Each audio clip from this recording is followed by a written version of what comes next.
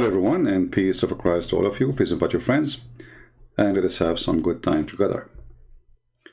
In this session here, we are going to answer some Muslim questions.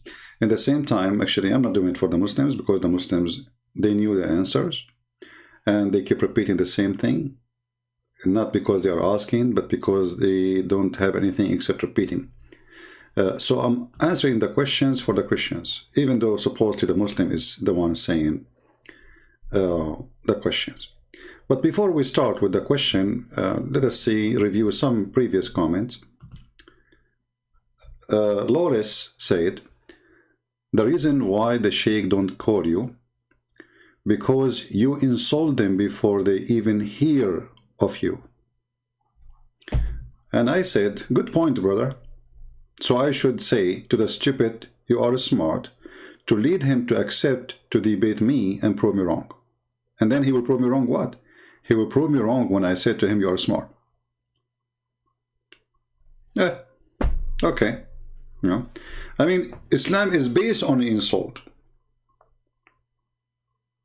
All of Islam is based on insult. You call us kuffar, najis, filthy, worse than animals. And then when we say to you, stupid, this is why they don't call me? Okay, no problem. You call me or not, still you cannot refute me, and people leave Islam. And this is the result, actually. If you think you can refute me and then you don't call, and then people leave Islam, that's when you are helping me to make people leave Islam. Shame on you. Now, before we start again, there's somebody says, why you Christian use the word shalom in Hebrew? First of all, shalom is not really Hebrew. This is coming from the Aramaic, and all the languages in the Middle East are born of the Aramaic, and it's a word mean peace. You don't have to say shalom, say a different word. Like I just said, peace of Christ with you. So sometimes people, they say, I don't know, say silly stuff. Just use your brain. Why they use shalom? Because we believe in the Bible, and the Bible used that word as a word mean peace. So the excuse you are giving me is a false excuse, because there's nobody in the world insult believing people from the other belief as much as Muslims do. But because in my case you don't dare to debate me, then you make an excuse to not to appear. Another question. We start with a comment and then we go to the other comment, which is the question supposedly. This Abdul saying, this man is misleading people too much, but why you don't face-to-face debate with scholars? I mean, we are on the internet, this is face-to-face. Are we doing bomb-to-bomb? Another excuse not to come and debate me. All those is nothing but excuses. If I am a person who have blue eyes, blonde hair, I don't speak Arabic, I'm not an Arab, I have no idea about Islam, you will be fighting over debating me. But because it's me who I am, you make all kind of excuses. All of you want to debate me only face-to-face. All of you. But what his name, apostate prophet, you are willing to ambush him. You tell him that I will not be there, and then you come, You ambush me. Who want to ambush me?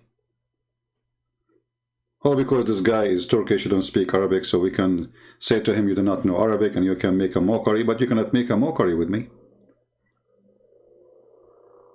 You have no place there. So this is a face-to-face argument, is a stupid argument, because first of all, I am in the internet. Secondly, you are here answering me, not face-to-face.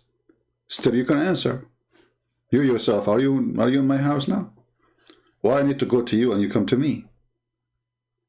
What does that mean?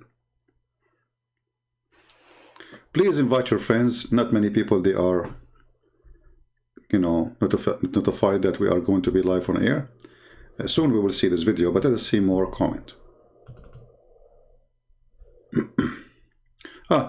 This guy, as usual, Muslim, they post for us what it's called contradiction.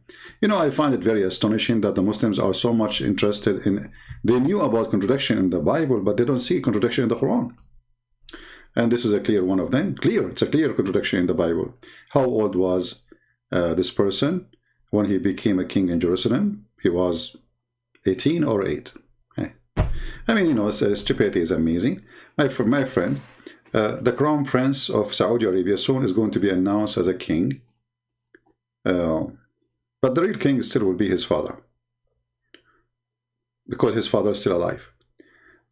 So is he a king really? No, the king will be still his father. So if you are a child and you became a king, let us say your father, he announced you to be the king, but everybody knows that this kid is not the one who's ruling, is his father who is still the king. Or it can be that a person who became a king but he is so young, which means he is a king by name, but the authority was given to him when he is 18. So it's a very stupid argument. They are not worried about Allah. He do not remember which one he created first, the stars or the mountains. A huge contradiction. Here, this is a history written by the rabbis. You see, we Christian, we don't believe that God, he wrote that all the books of the Bible by his hand. This is history. This is here a statement of history. And those numbers make no different from, let us say for the sake of argument, let us say they are wrong. And it's not God talking, you are an idiot. But they are not even wrong. But when you are silly and you are desperate, you try to find a contradiction. For you, it's a contradiction. For us, we are laughing at you. Now, the challenge is, who can call me and prove that my contradiction, which I claim to the Quran, is a lie? And then you laugh at me. Can you? I will be happy to see you doing that. Let us go to the other Abdul. We will take them one by one. The same Abdul, he said, God never sleep. God never sleep. First of all, yes, God never sleep. Who said that God he sleep? We don't say that. So when you say that Jesus was asleep, still, if you read the whole chapter there, you will see that Jesus, when he is sleeping, still he controlled the storm. So what does sleep of Jesus mean? Jesus is closing his eyes, still he is controlling the nature. Can your prophet control anything? Can your God control anything? And that story, you will see that Jesus, even he walked in the water. So look at the Abdul. They notice that Jesus, he is in the boat and supposedly he is asleep. And, you know, he's making fun, says he is in the pillow. We will talk about the pillows after. But he will not tell you that the one who is asleep, he controlled the storm and he walked in the water. How come you did not see that and you did not quote that for us? Can you explain to us that Jesus is not God, but yet he can walk in water and control nature? You know, I'm going with you. So here you see the hypocrisy and the stupidity and the double standard and copy, cut. They don't copy the whole thing, cut and then paste. Now, as long you are talking about pillow, your God Allah, he sat on the chair. Is he sitting because he is tired? God never get tired. And do he have a pillow on the chair, or his bum is so big and he is so comfortable with his bum to the point he do not need a pillow? Now you will tell me, oh, Allah, he sit in the chair, but we do not know how. Who care? He is in the top of the chair. Are you saying to me he is standing? Is he sitting or not? You don't even dare to discuss it. Here you see another again, how the argument go low, and all the target is to make a mockery of Jesus. You see, the Muslim, they keep saying that we Muslims, we love Jesus, we respect him, but I never saw a Muslim, he don't make a mockery of Jesus, because this is nothing but a mockery. And the mockery does not make sense, because if God don't sleep, how come your God Allah never wake up? Prove to me that Allah is not even dead, which means he does not exist. There's no proof. There's no proof.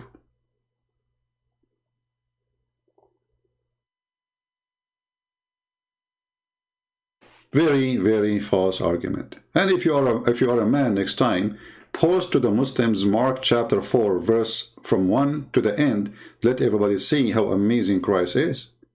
But you don't dare, my friend, to post the whole chapter, because that will show everybody that Jesus, the one you are making fun of, is amazing.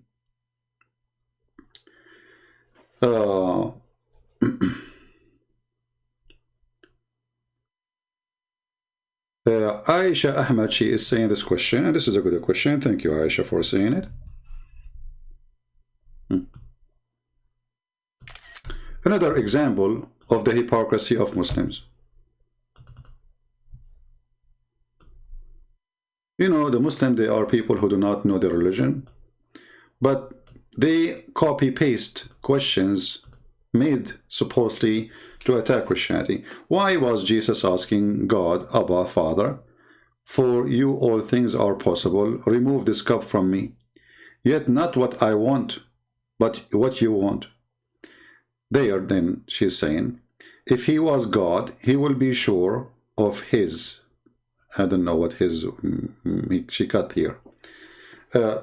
First of all, we believe in the Trinity, and obviously you, the same as Allah and the same as Muhammad, do not understand until now what the Trinity.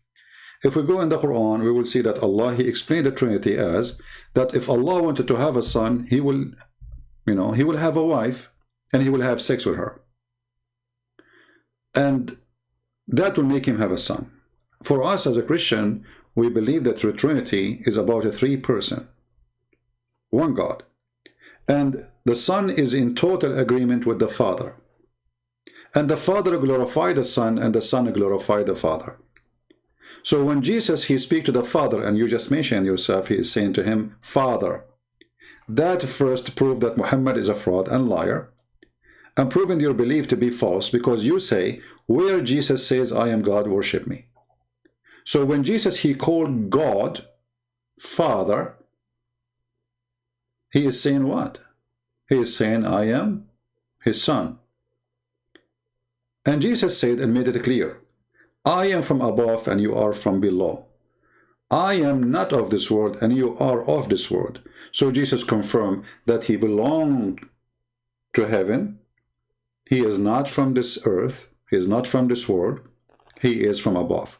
In the same time, the Messiah and the Father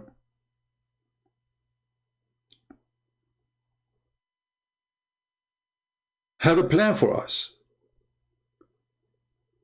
Jesus says, I was sent by my Father. So all of us, we knew that Jesus, he came based in agreement with the Father to us. For God, he loved the world.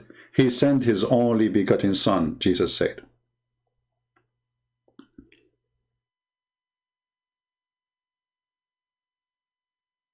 So Jesus is not in favor of what the Jews were going to do to him or what the Roman. Nobody liked to go in the cross. But yet, the Messiah, he is not going to oppose it, even though he knew what they will do, because he can see the future. So he said to the Father, you know, it's not really my favorite thing. And this is a proof the lie when the Muslims, they say, how come and what kind of God he sacrificed himself to himself to forgive you? Here you notice that it is not somebody sacrificing to somebody, which is God sacrificing to God. It is God, he loved the world, he sent his only begotten Son to save us. The purpose is not to be sacrificed, the purpose is to save you. And if you are going to kill his Son, still he is willing to save you. And the Messiah, he knew what they will do, and this is why Jesus, he said to them, he said even to his disciple, who is going to betray him, who is going to deliver him, who is going to deny him, and even he mentioned to them the timing. It's like he is seeing the event before it's happened word by word. Even he told Peter what he would do. He told every one of them what he would do exactly. And they did exactly as he said. So if Jesus wanted to run and save himself from this cup, he just can't run. And Jesus himself, he said, nobody can take me, but I lay down myself. Nobody can take myself from me. Here you see that the will of the Son is in total agreement with the will of the Father. Very simple. God, he know the future. Well, this is a good word. God, he knew the future, but are you saying that Jesus, he knew the future of the Father? There's no future. That is for you. This is God the Son speaking to God the Father. This is for you, not for him. He knew your future. What a future he have? There's no yesterday, there's no tomorrow. Time mean nothing. So the Son is speaking to the Father, and this is not about knowing the future. In the same time, Jesus, because he knew the future, he knew exactly what is going to happen, he can see it. He is saying, what do you think? Should we change it? I don't like the cross. I'm not in favor of the cross. But the Son is always in total agreement with the Father. Let your will be done. If this is your will, let it be. So Jesus already got the answer. So your argument is false. And I can ask you the same question. You know, when we play the game of words, when Allah he asked Adam, why you are hiding Adam? Why you are hiding Adam? Do Allah knew what Adam did? When Allah he said to Jesus, did you say to your people to worship me and my mother?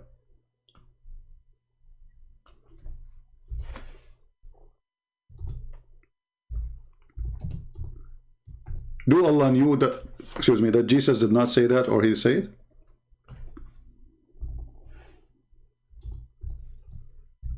Are you there, Aisha? You know, I'm going just to use your, your logic. When Allah he says to Jesus, did you say to the people you worship me and my mother? Do Allah he knew that Jesus did not say that or not? I'm waiting for you. Now let me put the verse for you in the screen.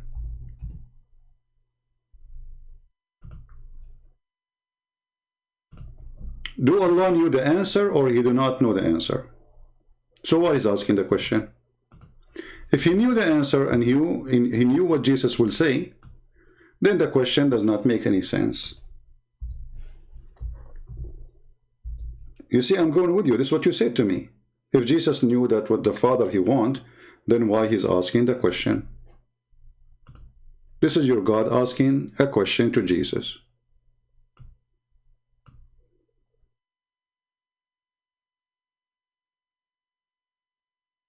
Oh, hold on, this is a different verse.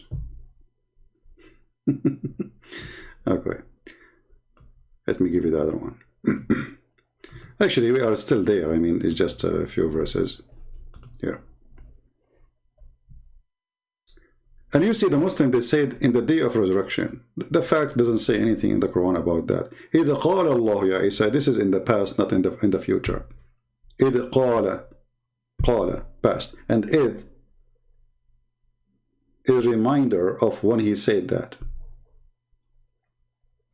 Why Allah will ask the question to Isa, regardless if it's in the past or in the future, we're not making a difference anyway.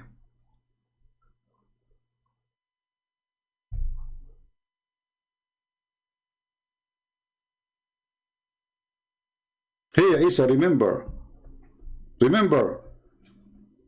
what I did to you. Remember what I have for you. Okay, what I remember, what I remember, what is that? Hey Isa, remember. Did you say to your followers to worship me and my mother? And here you see that Allah, the God, he do not know even what the Trinity is. Because where is God the Son, God the Father, God the Holy Spirit? Nowhere can be found in the Quran. The Quran mentioned that the Christian believe that the Messiah is Allah and Mary is the wife of Allah. Which means Mary is the wife of Jesus. If you go in different verse in the Quran, just to show you the stupidity of this religion. Is the Messiah a different person according to the Quran when it's come to the Christians? Is he a different person or he is the same person? Any Muslim can answer us?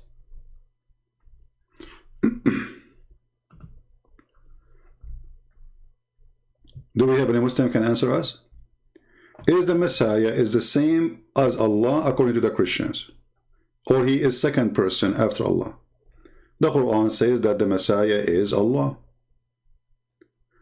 Surely disbelieve those who they say that the Messiah is Allah. Okay. Well, if the Messiah is Allah, and this is what the Christian they say, well then how the Messiah is the son of his mother? And his mother is the wife of Allah.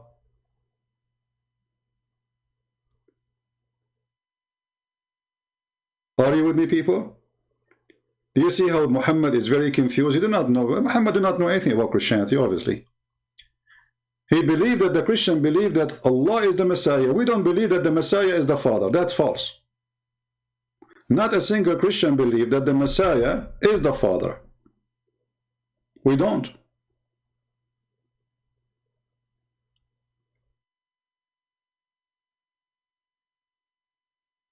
Mother Mary being treated as meditator. Will you Muslim, you consider Muhammad meditator? Stupid. So is Muhammad is God?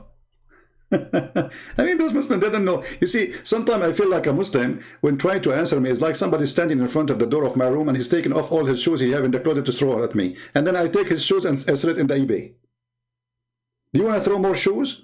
Is it you Muslim believe that Muhammad is the only mediator between you and the God? So based on you, if the Christian they believe, or some Christian believe that Mary, she can pray to God for their sake, that make her God. Well, you do that to Muhammad. So that means Muhammad is God.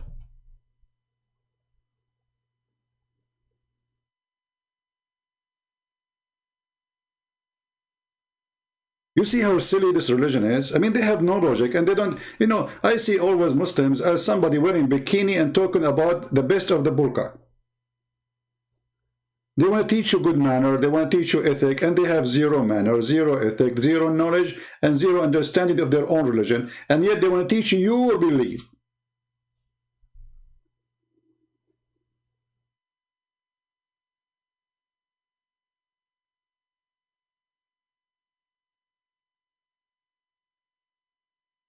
This is the truth.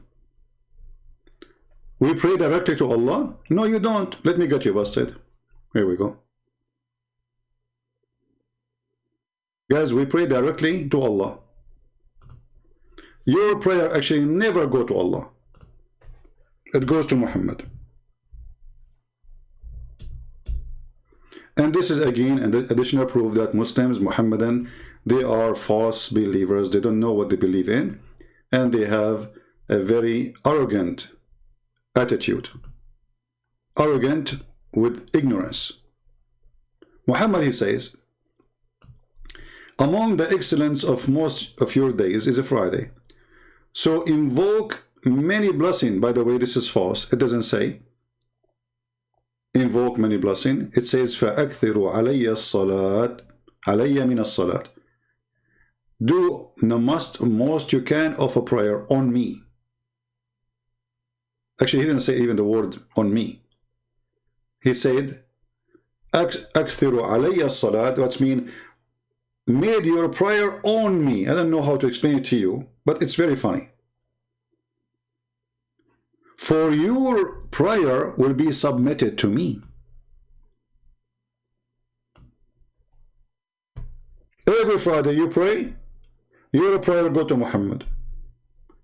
But you just said, lying to us, that we Muslim, when we pray directly to Allah. Look like Muhammad, he did hijacking or hack the computer of Allah. So you pray to Allah, the prayer go to Muhammad. Do you see it? And here actually Muhammad, he claimed to be God. Why? Because, okay, now there's more than 1 billion Muslim. You know, Muslim numbers change every 2 weeks. Like it was 1.6 billion 2 weeks. In 2 weeks from now, there will be 5 billions. By the end of the year, there will be 20 billions.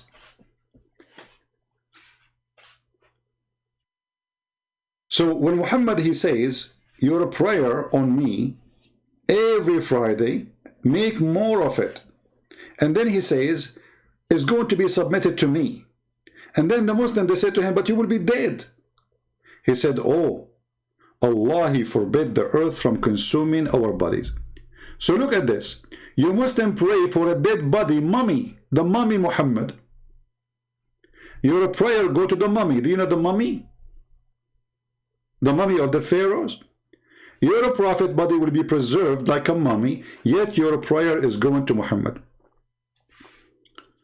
We pray to Allah for Muhammad. That is if we make it more horrible. Hold on, guys. Look at this. Just to show you again that Muhammad, he cannot be a prophet.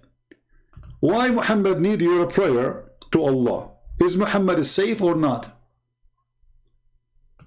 Guys, we pray for Muhammad. You need who to pray to you? If Muhammad, he need you to pray for him, who is going to pray for you? If Muhammad himself is in trouble, hey people, pray for me. Okay, pray for me. Pray for me. Obviously, Muhammad is terrified. Otherwise, why he need you to pray for him? Why Jesus did not say, hey Christians, pray for me?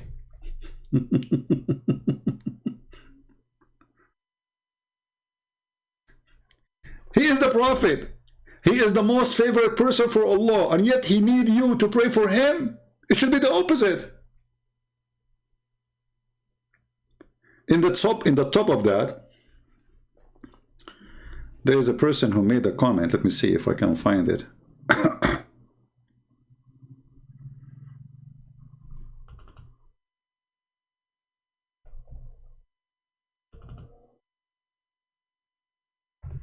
When somebody, he posts a comment about the tit boy. You know the tit boy? I don't know if you know who is the tit boy. The titty boys. The titty boy, sorry. The titty boy is Muhammad Hijab.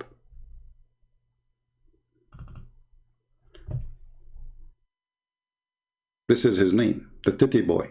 He go around and he tell Muslims, I want to suck your titties or the tit of your wife, because this is what the prophet he ordered. So when somebody says, the prophet, Allah pray for the prophet, not to the prophet. And this person saying, don't you know the difference?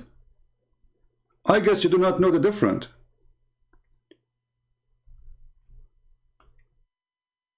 Omar Khan, he said, I guess you do not know the difference between praying for and praying to. But you idiot. Doesn't matter if Allah praying for or praying to. Allah pray for who? See, the Christians, if Jesus says, I pray to the Father, well, this is the Son praying to the Father. You as a Muslim who don't believe in the Trinity, Allah, he pray for who? So when the titty boy, the tit boy, he says Allah he pray for, but he don't pray to, he expose Islam. Because it doesn't matter, Allah pray for Muhammad or to Muhammad, still Allah he pray. Allah he pray for who?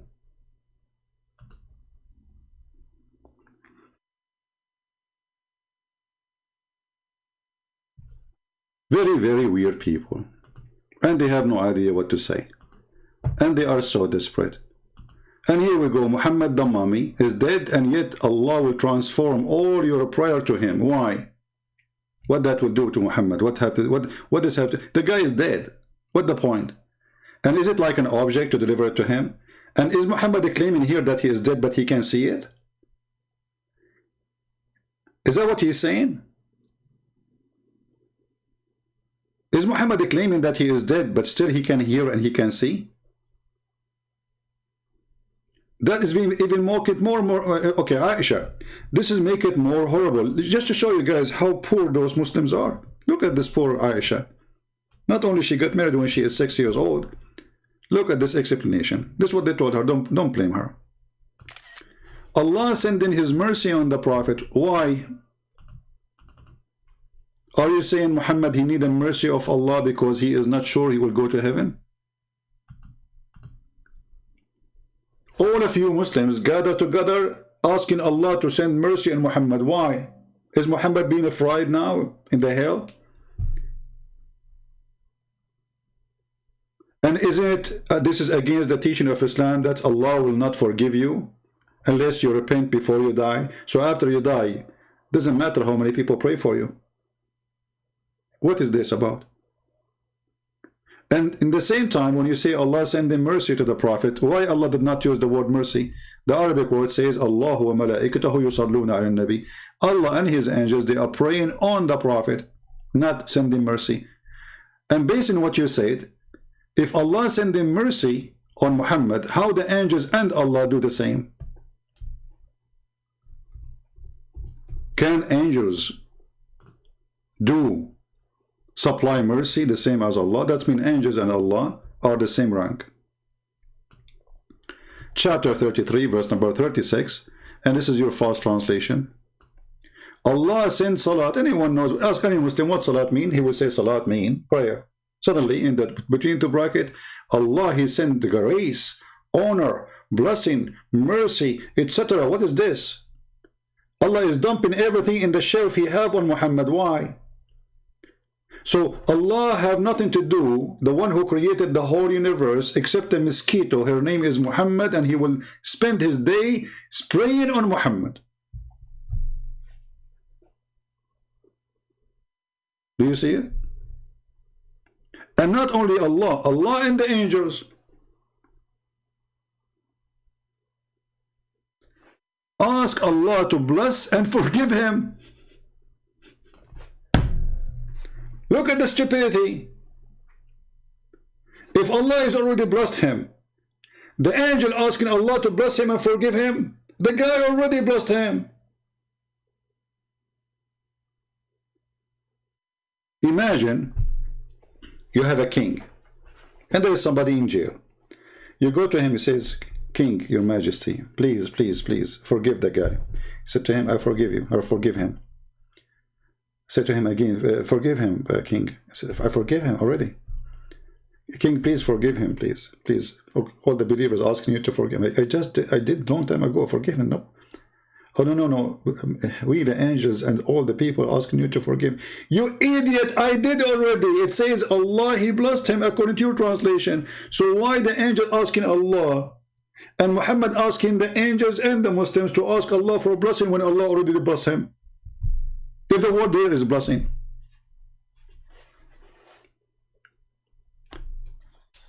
Do you understand, people? If Allah already blessed him, and the word there is not a blessing, it says yusalli. It's a continuous verb. Muhammad here, he made himself the center of the universe. He's God. Allah himself now is doing the act of worship. If you ask any Muslim what salah, he will say to you is an act of worship. This is what the word salat means. The word blessing have nothing to do with the word salat. Very basic Arabic. Yusalli mean he pray. Blessing mean you barak. There's no connection between them. Totally far both words in meaning, in pronouncing, in writing. So how the word salah suddenly became or become blessing? Same time, if Allah blessed him already, why this God saying he's asking the Muslims, ask me to bless him? People read this madness, read this stupidity. Allah sent the blessing. Okay, who is the one who's talking there? Who is the Muslim? Want to help me? Who is the one who's talking there? I challenge any Muslim to tell me who is the one says Allah send his salah.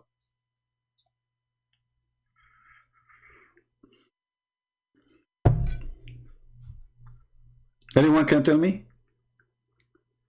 Isn't it obvious this cannot be the book of God? Because if Allah talking, how Allah he says that Allah sent his blessing? And what the verse before it have to do with the verse after it?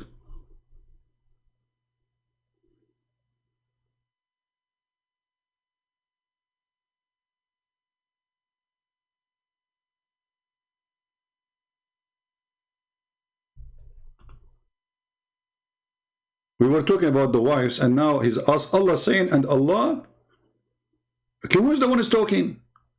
If Allah is talking, he will not say Allah send the blessing, as the translation is saying. This is somebody talking there, somebody saying Allah, he do this. Who's talking, Muslims?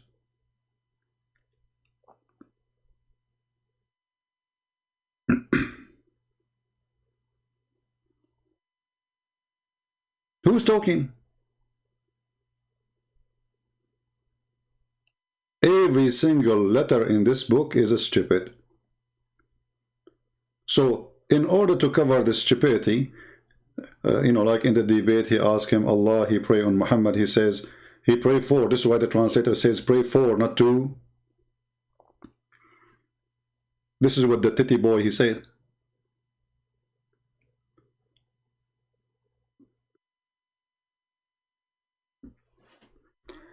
Let us go to other question.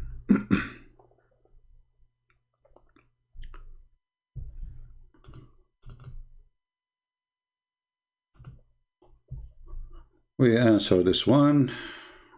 Okay. Let us see.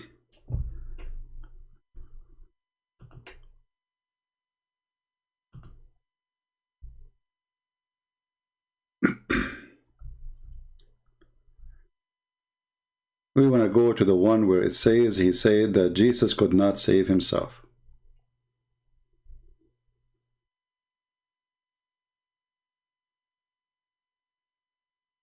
So the Muhammadan, he said in his comment, if Jesus could not save himself from the Jews, how he can save himself?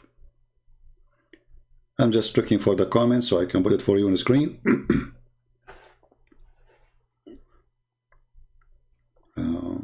Give me a second.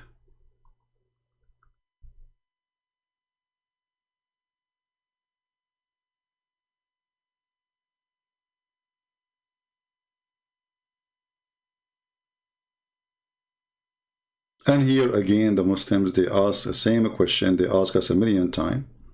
And this is a question of hypocrisy. Mohammed saying, Jesus could not save himself from the Jews, then how he can save others? This would be a good question if Jesus was killed and Jesus did not come from death. But if you shoot me and I come back to life, you shoot me and I come back, you shoot me, that means I do not even need to save myself from you because you are doing nothing. In the same time, hypocrisy is amazing, and that is Islam and Muslims practice. I will go with you. If Jesus could not save himself from the Jews, how he can save others?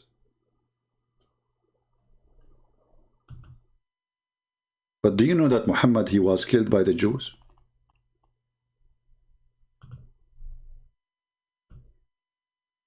Are you willing to ask the same question to yourself? For me, this question means nothing because Jesus, he came back from death.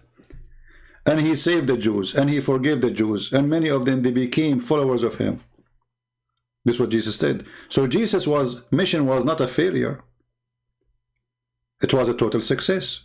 For he's alive. He's in heaven. He forgive even those who crucify him, which means he proved to us that he is not hypocrite. Who say, oh, whoever do this to you, forgive him. He forgave them. He was the first to forgive even those who they killed him. So killing Jesus, they killed the flesh, but they could not kill God. Nobody can kill God. And that proved that Jesus is he who claimed to be. If Jesus went to death and he never come back, that means he is the same as you and me. And when he said, you can destroy this temple and I can build it in 3 days, that was a false statement. But Jesus, he kept his promise. The same as when they told him about Lazarus, that he is sick. He said, he will die. But don't worry, he will be asleep for me. I'm going to go and wake him up from his sleep. He was sure he have authority over death. So the Muslims, when they say such a thing, they are being hypocrite, because how come Allah did not save Muhammad from the Jews? So in order to make a mockery of Jesus, mockery, this is not a question. The purpose is a mockery. Islam is a mockery. When the Prophet of Islam, he says, in the element of which he died, He used to say, and the one who's reporting this is Aisha. He used to say, which means he did not say it once, he did not say it twice, he said it many times. The pain caused by the food I ate at Khaybar, Khaybar is a Jewish tribe, at this time I feel as of my aorta being cut off from that poison. Okay, I'm going with you. Why the Muslims believe that Allah, He saved Jesus? And why Allah did not save Muhammad? Remember, the Muslims, they say that Muhammad is the favorite person for Allah. Actually, the Muslims, they believe that Allah created the whole world for Muhammad.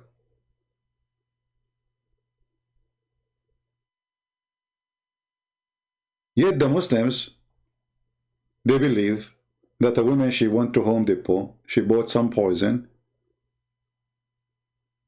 She went to the shelf in Home Depot, she looked for poison for rats, the most aggressive one.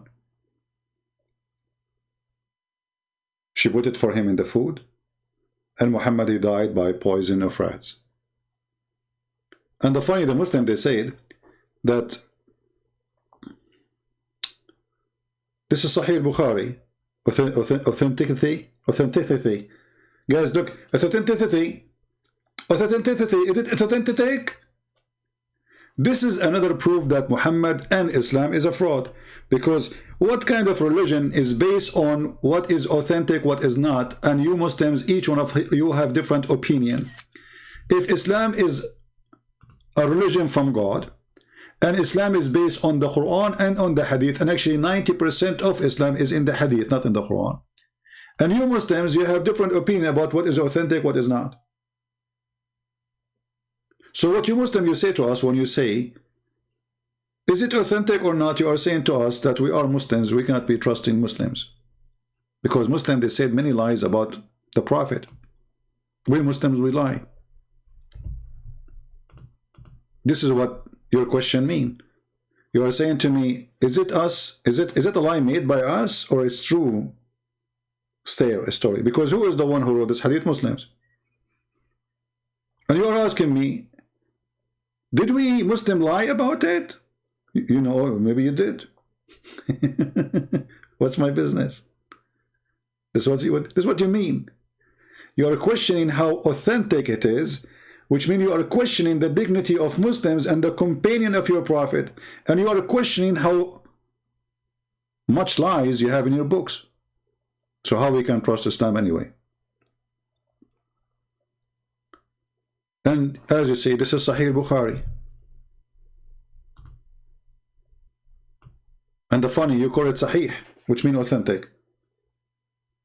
So you call the book Sahih, which means the authentic of Al-Bukhari. Brother, it's not authentic.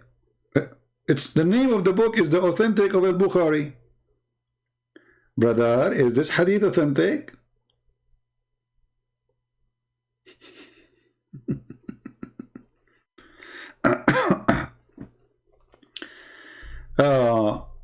Also, you have untrustworthy source. Hold on. No, this is not source, my friend. Just to show you another stupidity here. You see, I don't know. Sometimes I find the Muslims are like, I don't know how old are you, but I don't find mature people around me asking me serious questions. The book of Barnabas is not something we wrote. We did not. We have 4 Gospels, and this book saying that Muhammad is Jesus. Why you don't accept it yourself then? It's obvious this book is a fraud. It's a book written long after Jesus, saying that Muhammad is Jesus.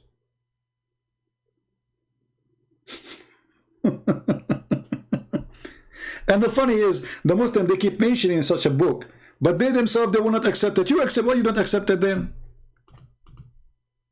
This is not a source for us. You see, if we accept it and then we deny accepting it, then you can say, oh, you have the same problem. But this is Sahih Bukhari and you accept it. You are the one who wrote the book as a source for Islam. It's not us. We don't have Barnabas in my shelf as a Bible. We don't. So you collect al-Bukhari, you praise al-Bukhari, you approve al-Bukhari, you worship al-Bukhari, and then when al-Bukhari say poo-poo, you say we don't accept al-Bukhari. This book is not approved by us, and we don't accept it, and we never accept it. It's accepted by nobody. Even historians, they say this is a stupid book. Cannot be anything trustworthy. The guy, he makes event upside down.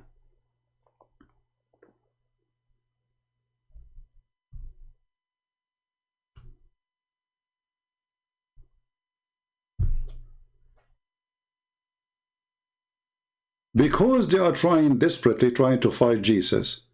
So how come Jesus could not save himself? But Jesus, he did. And I remember once, I was speaking to two Egyptians. One is older, the other one is younger, and we were eating together. And you know, those Egyptian Muslims, they could not take it to see somebody is a Christian, an Arab Christian. So the younger one, he said, you know, I want to ask you a question about Jesus. The other guy, he said to him, don't go there. The older guy, he told him, don't go there. And there is a reason he said that to him. The guy, he insists. He said, no, this is just a question, friendly question, you know. So I said, okay, it's okay. Go ahead, go ahead. So he said to me, well, if Jesus is the Son of God, how come his father did not save him? And he sounds so happy to ask me the question. It looked like he made a victory.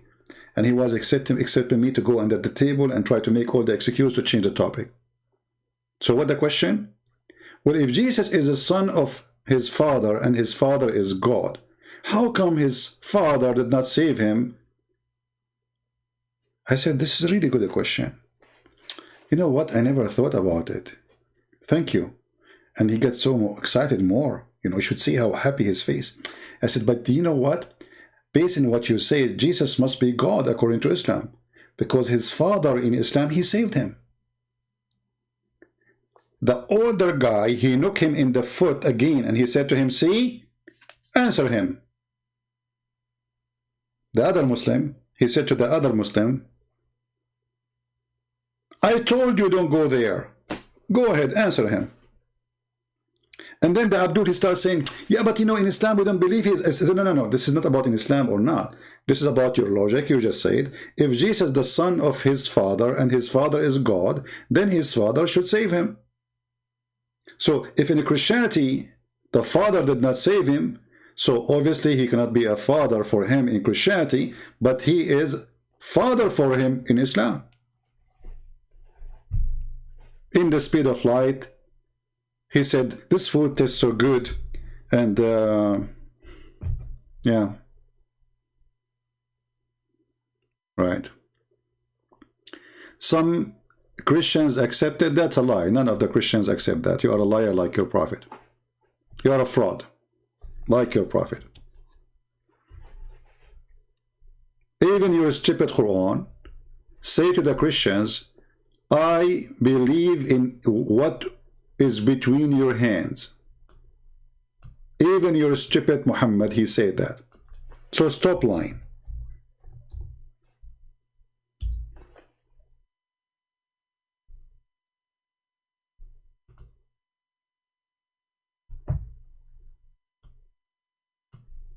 Stop lying.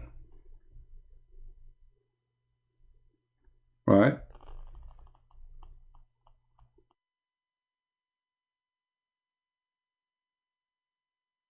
Jesus was quoting a prophecy about him that they will cut his, they will divide his clothes. So when Jesus, he said, Ili, Ili, lima shabaktani, this is a quotation from the Old Testament, and you are again ignorant. They repeat the same questions. They are boring people. And I assure you that this person, he heard the answer 1,000 times before, and they will say the same questions.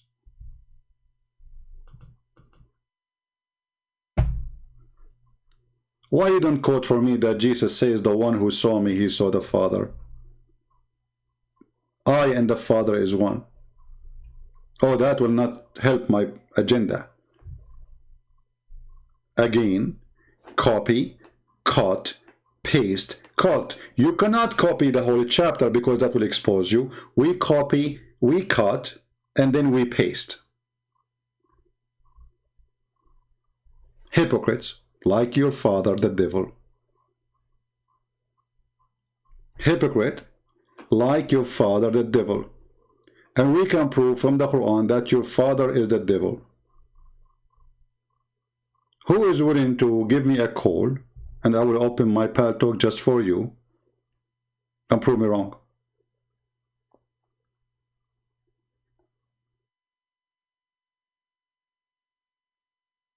All your argument trying to put Jesus down will not be successful. Guess what? Even in your stupid religion, Jesus is coming back. So when you say, how come Jesus could not save himself, you are going against your own stupid Muhammad. For Muhammad, he says, I swear by Allah who hold my soul that Jesus is almost coming down. Where? Coming down. Down. He is above. This is where Jesus is. Where is your Muhammad now?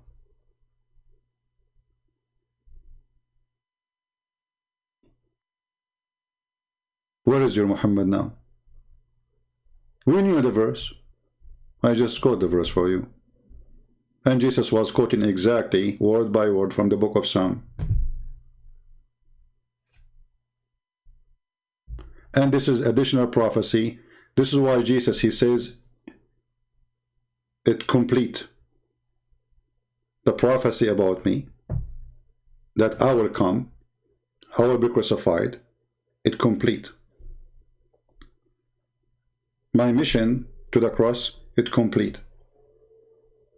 He was quoting a prophecy, reminding them, do you remember I told you what they will do to me? Do you remember what it says in the book of Psalm about me? That is me.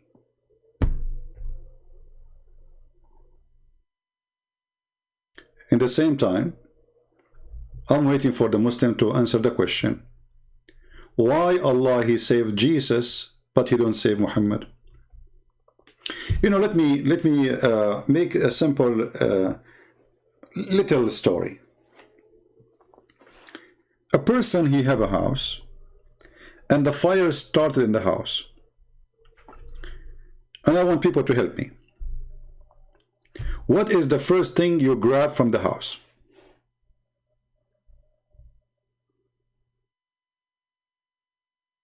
What do you think, people?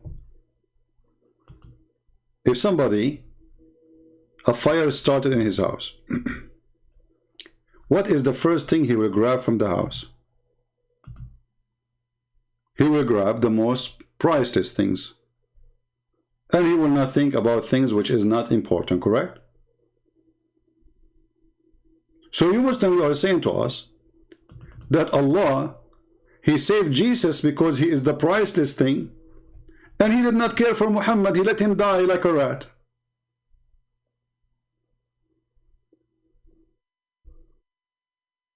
And the proof in front of you.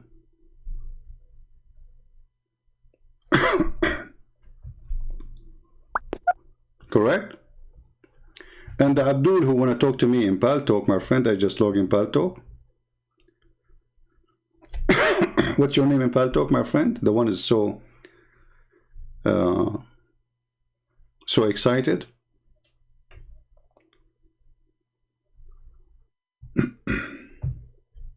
Text me in Paltalk.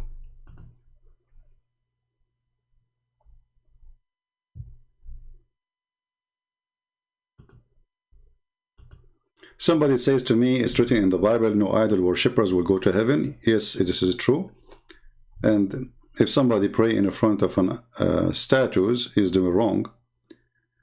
But as long as he is not worshipping the statues, he is not worshipping the statues. He's doing wrong. So don't be stupid. So where is the guy who said,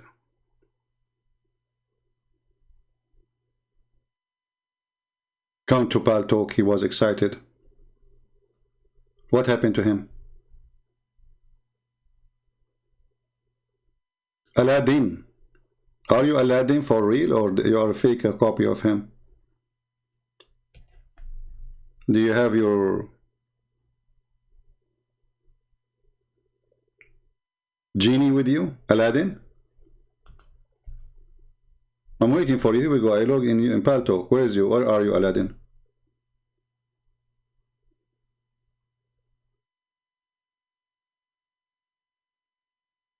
I'm waiting for you, my friend. And bring your genie with you. Don't forget.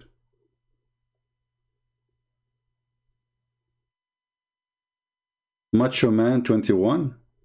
Okay, hold on. Let me look for you. He says he cannot PM me in. All right.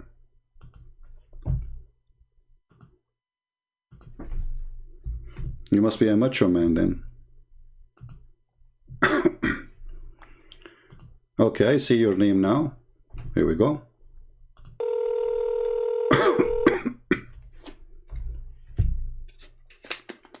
Answer, macho man.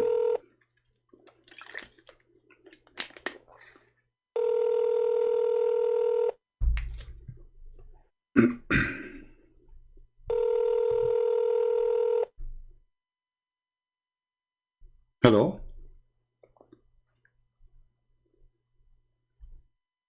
Hello? ولك يا كريستيان برنس. Speak in respect, otherwise I will humiliate your prophet. So you insult me, I will insult your prophet. I'm warning you. Don't do that. Speak to me nicely. I will speak to you nicely. كل خرا انت لانك رجال ولانك مرأة تضرب انت ورسولك كلب واطي. Don't. You try to insult me, I will insult your prophet. Coward and filthy.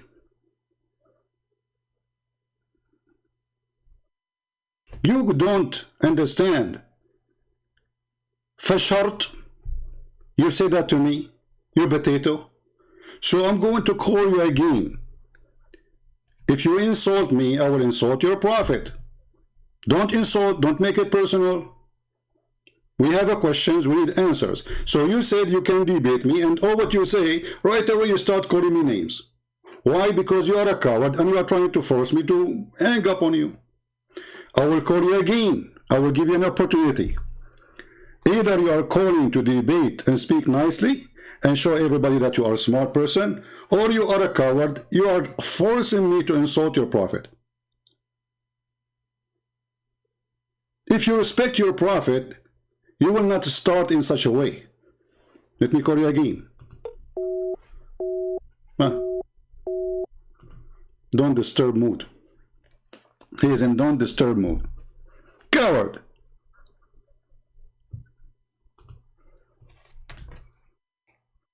And not only that, he challenged me to insult his prophet. Who is your prophet? We laugh at him every day. I mean, look at this guy. He imagined himself having sex. In fact, he was not.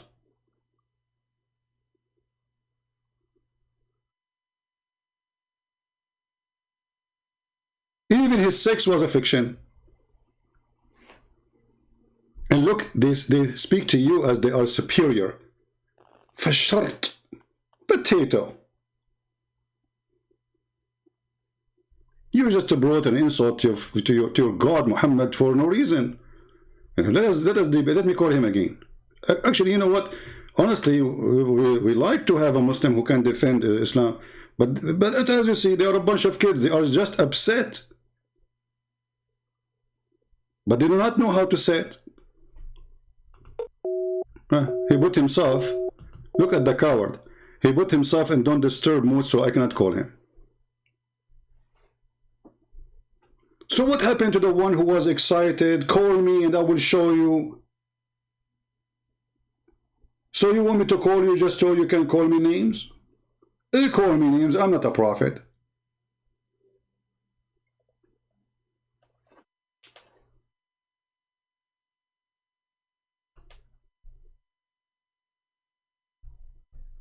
You are the same as the tit boys. You know the tit boy? Don't, you know, if you want to insult people, go and say to people, can I suck your tit as your boy? Mimi Hijab? Don't come here and do that to me. I don't have tit.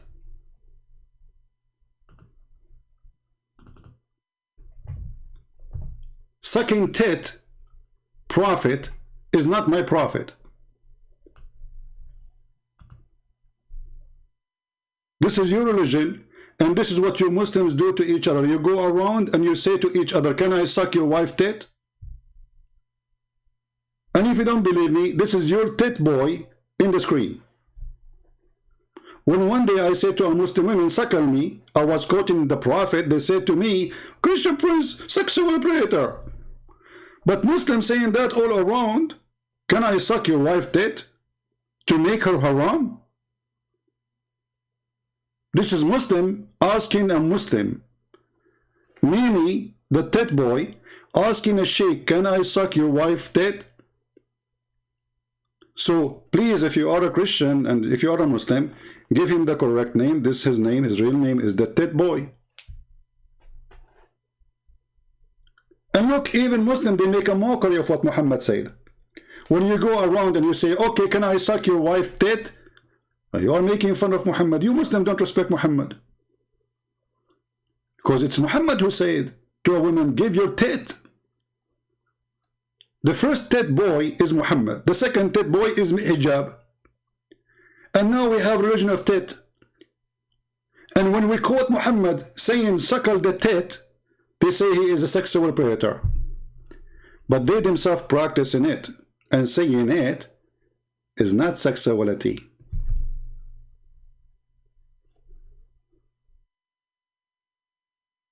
So if you want to be the tit boy, the one who do mockery with me, that will not work. The guy, he hang up on me 7 times in less than 7 minutes. This Mimi Hijab, the coward. And he scream at me after he hang up on me. He don't even dare to scream at me when I am talking to him. He scream at me after he hang up.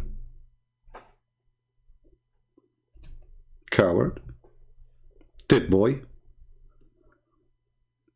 Can I suck your wife tit? A Muslim doing da'wah. Why you don't make a t-shirt says, can I suck your wife tit? Muslims? This is what the Prophet said.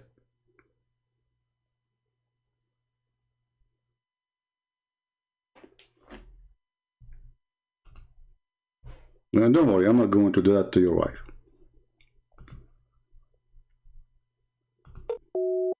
See the coward? He put himself in then disturb now.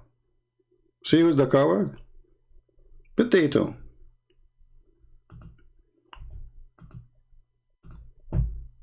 Unbelievable. They think if they scream at you, you see, I'm a Middle Eastern. Those things can work with somebody from different place. I know you. I know how you talk. I know your temperature. And I know the size of your shoes.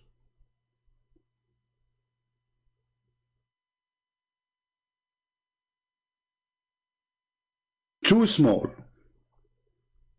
You are like a drum. You have too much noise, but inside is empty. And this is what they think they can debate you and prove you wrong by making mockery, making too much loud noise. But that will not work with me, my friend. This is a Christian prince. And you know that you are no match.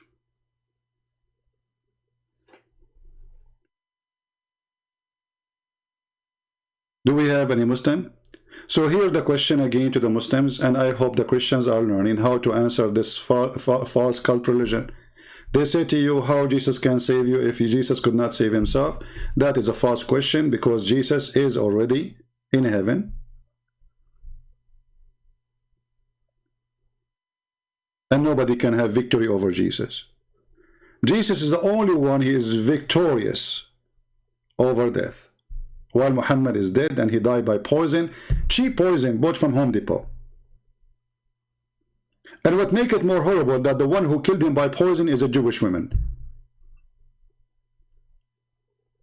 And what makes it more horrible, Muhammad, he said to her, why you did that after he got the poison?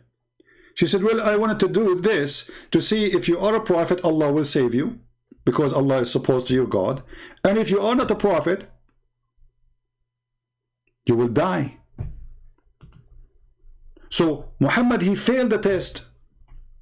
Actually, there's a Shia scholar, Sheikh. You know, all of them, they are scholars anyway. That's why they are in YouTube.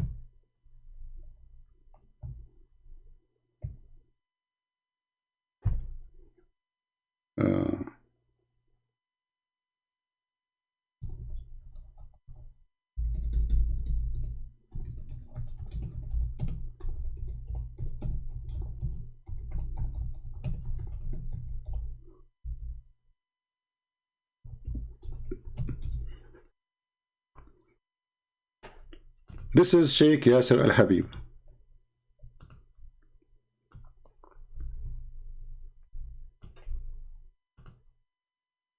And he is going to explain to us what happened to Muhammad. Very disturbing. السميع العليم من الشيطان الرجيم بسم الله الرحمن الرحيم القول مني في جميع الأشياء قول آل محمد عليهم السلام. Let us skip the first 5 minutes, because in the first 5 minutes they will start praising Allah, and look at him, he look like in drugs. I mean, come on, open your eyes, man, and open your lips. What is that? Skip. Because the beginning is just pray on the Prophet, pray on his winner, pray in his cousins, pray in the winner. Okay, go to the topic. It imparts correction. Since it is next to impossible that anyone should suspect Allah's word, since He has insight into the unknown, Allah must have intended to impart the other meaning. Accordingly, the meaning of the verse is, if he died, rather he is killed. You turn upon your heels. Have you ever heard of a God? He don't know if Muhammad will die or killed? Because in Arabic it says, in mata aw qutila. Not rather, or. This is a verse made by Muhammad, because he do not know how he will die tomorrow. If Allah is God, he should know how he died. Continue. By analogy, Allah said in chapter As-Saffat, speaking of Prophet Yunus, peace be upon him, وَأَرْسَلْنَاهُ إِلَى مِئَةِ أَلْفٍ أَوْ يَزِيدُونَ. And we sent him to 100,000, or they exceeded. Oh, hold on. Guys, have you ever heard of a God? He do not know how many they are. So we send him to 100,000 or maybe more. This is God talking.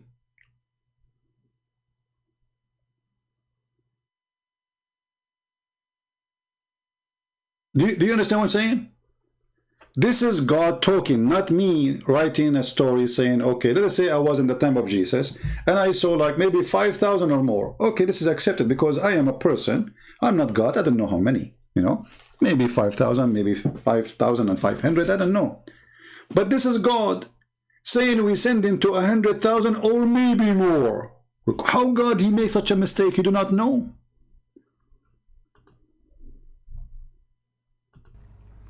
And we sent him to 100,000, or they exceeded.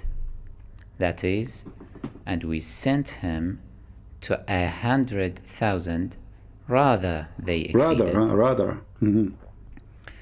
In hadiths, even those reported by the Bakri sect, it is confirmed. This is Shia. They call the Muslims Sunni. They call them Bakri, which means follower of Abu Bakr. They don't follow Muhammad. The Shia, they believe the Sunni are kuffar, and the Sunni, they believe the Shia are kuffar. Good for them. But yet when you ask them how many Muslims there is, they will say 1.5 billion. How many Shia? There is 600 million. Do you accept the Shia to be Muslim? No, brother, they are not Muslims. When you talk about numbers, they count everybody as a Muslim. Even the Christian Indonesian, the Christian Egyptian, the Christian Lebanese, the Christian Syrian, the Christian Sudani, everybody is a Muslim. The total population of the country is 30 million. All of them are Muslims. But is the Shia Muslims, brother? No, brother. They are not Muslims. Is the Ahmadiyya Muslim, brother? No, brother. They are not. Is the Duruz, brother? No. Is the Sufi? No. So who's left? That the Prophet, peace be upon him, and his pure family was martyred. For example, Ahmad ibn Hanbal, At-Tabarani, and As-San'ani, among other famous scholars of the Bakri sect, reported Abdullah ibn Mas'ud, a companion to Allah's Prophet, saying, لأن أحلف تسعا أن رسول الله صلى الله عليه وآله وسلم قتل قتلا أحب إلي من أن أحلف واحدة أنه لم يقتل وذلك بأن الله جعله نبيا واتخذه شهيدا. I am willing to take an oath 9 times that the Prophet was murdered, but I am not willing to take an oath even once that he was not. This is because Allah made him a prophet and a martyr as well. How then was the Prophet murdered? And who were the perpetrators of such a heinous crime? It is from this point that the paths of the Shiites and the Bakri sect diverge. While Bakri sect claim that the Prophet was poisoned by the Jews, Shiites stress that he was poisoned by his 2 wives. Do you see it? Do you see guys what he's talking about? So Shia, they believe that the wives of Muhammad, they killed him. Muslim Sunni, they believe that the one who killed him is a Jew by poison bought from Home Depot. However, both opinions prove Muhammad to be false. Why? Because the Quran says that Allah marry bad women to bad men and good men to good women, vice versa.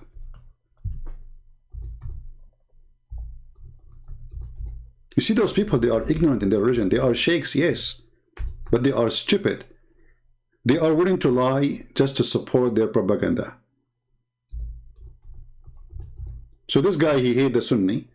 So now, okay, the Sunni, they are, you know, etc. So the wife of the Prophet, we hate Aisha, we hate her family. So we are going to say Aisha is the one who killed them. Maybe, I don't know. I mean, I wasn't there.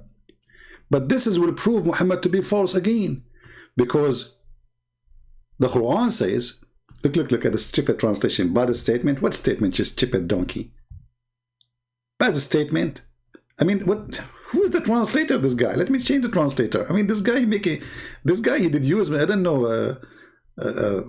This is not even Google translation would do better. Let us see other idiot. Shakir. All of them, they are copy paste from each other. You know. Unclean things. Look. Unclean things. This is about people. This is about wife and husband. Suddenly became unclean things. Unclean things are for unclean ones. Unclean ones for unclean things. Like what the heck? What? Like what? Unclean things for unclean ones and unclean ones for unclean things. Let me open the window. I have to jump. I cannot take it no more. This is God saying that? Unclean things for unclean ones?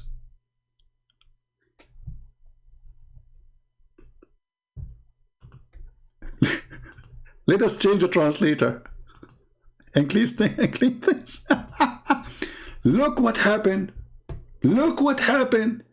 We just changed the translator. Suddenly there's new words appearing. Veil women for veil men, and veil men for veil women, and good men for good women, good women for good men, and good men for good women. Look, what the heck? A second ago it was unclean things for unclean ones, and unclean ones for unclean things, and unclean things for unclean one, and unclean things.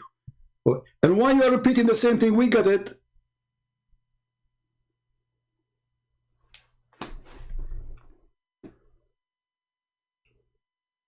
Aisha, she killed Aisha and Hafsa, the daughters of the companion of Muhammad, the friend, the gang of Muhammad.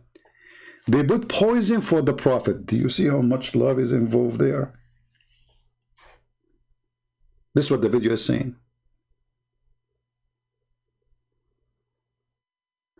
There is someone who will debate me formally. What formally mean? Here we go. He can call me. What email address? And let us say, you know, I don't have time for this joke. Those are kids. Anyone want to debate me? Here we go. I have my Paltalk open. Call me and I will call you. Text me and I will call you right now. There's no need for formally and formally. I don't do this formally business. Crossfire debate. Real talk. Don't give me this garbage. Formally. No formally. No rules. Both for me and you. Say whatever you want. attack as you much, speak as much you want. Formally. So bad women for bad men for bad women, good men for good women for good men, and good men for good women. Actually, this verse alone is enough to prove that Islam is a fraud. Because how many women they marry bad men and they are good women? Is that correct, guys? And how many good men they marry bad women but they are good men? This is a stupid statement. The Quran is claiming that bad men only, this is destiny, Allah destiny. This is the destiny of Allah. That Allah will make bad men marry bad women only, and will marry bad women will marry bad men only, and Allah will make good men marry good women only, and good women Allah will make them marry good men only. But this is absolutely false. This verse alone proves Islam to be a fraud. And now this Abdul saying that the prophet of Islam, self-proclaimed prophet who had no prophecy,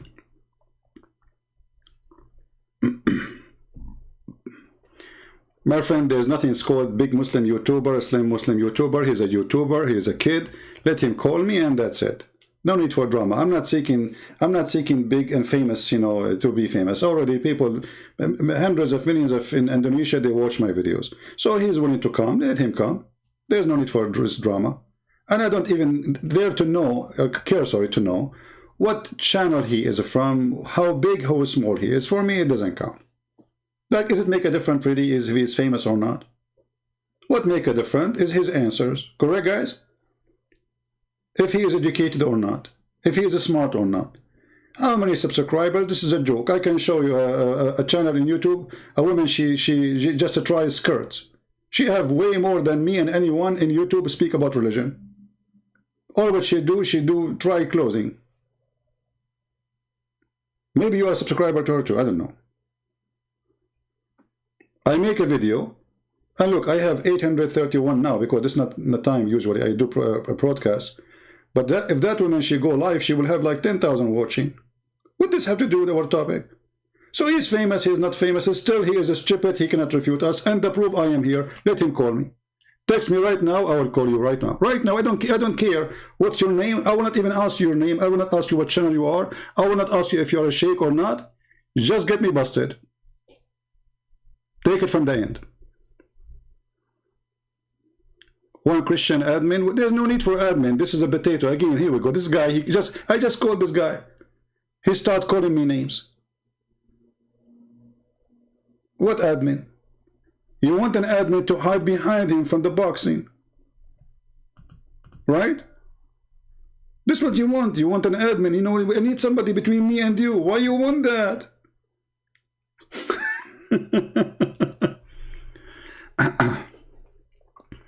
My friend, there is no choice of a big Muslim lose a debate in front of me. He will lose. Just let him call me.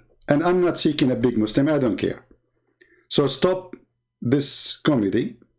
If you have somebody to debate me, he's willing to debate me, I will call him. All what you need to do, text me, I will call you. If you are high, big, no problem. I will be humble and I will be the one to call you first. Is that fair, guys? Coward Aladdin, macho man, I just called you, you coward. Get out of here.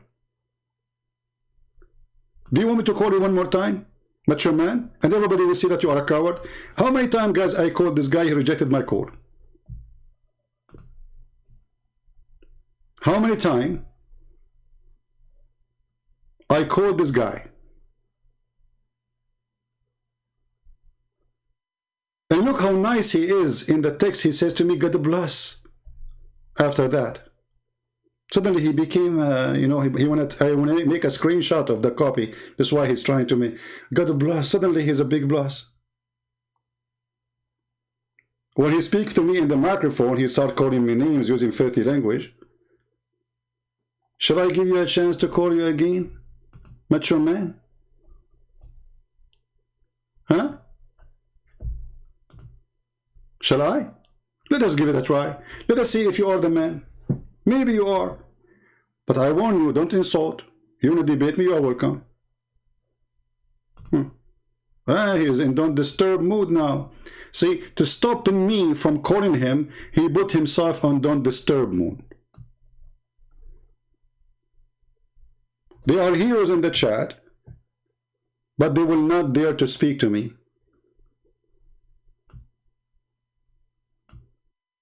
Macho man, take off your don't disturb. I want to hear your answer. You are the hero. You are going to show everybody that I have nothing to say.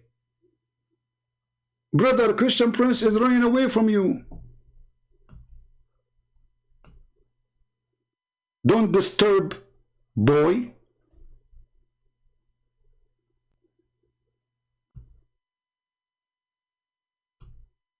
Kids, they know they are no match, and they know they cannot do it, and they start putting conditions. So now we are going to debate about the conditions. We don't debate, we debate about the conditions. Let us debate about the debate.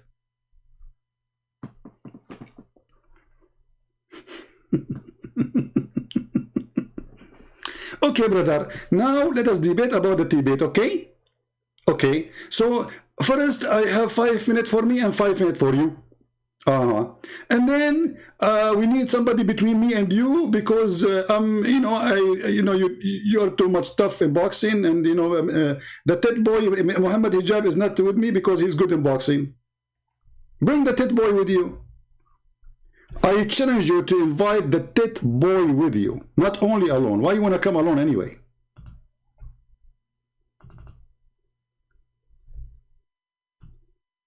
Do you remember the tit boy? The titty boy who said to the Muslim, you debate me? And then the coward start calling me names and he hang up on me. Titty boy.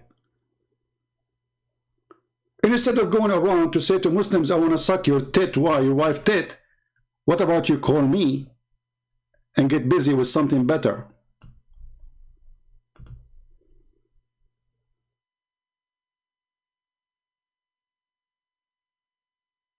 I mean, what's wrong with you? What kind of religion? The follower of this religion, they go around and they say to the sheikh, this guy is talking to a sheikh. Okay, okay. Can I suck your wife tit to make her haram?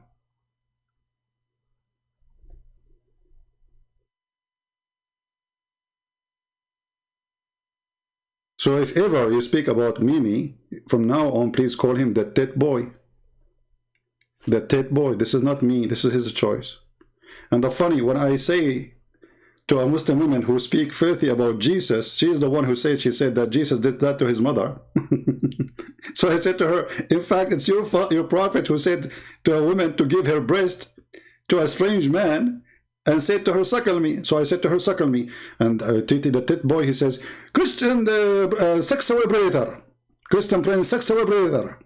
See the coward, see the hypocrisy? Now, let us not to waste our time. Do we have any Muslim want to say something good for us? If you are a Muslim, you want to speak nicely, you want to debate us, you are more than welcome. If you are rude, you want to insult, I warn you, I will insult your prophet. I'm not politically correct. In no way, in no mean. I don't care if I hurt your feeling or not, because simply, you as a Muslim, you insult people every day. Islam is an insult to all mankind. You call us pigs, you call us monkeys, you call us kuffar, you call us dirty, you call us filthy, you call us unclean, you call us the worst of worse than animals. So when you talk to us as a Christian, never spoke to us as a superior. Muslims are the KKK. They think they are the white supremacist upon the world. So they want to speak to you from above. Don't try that with me. Right?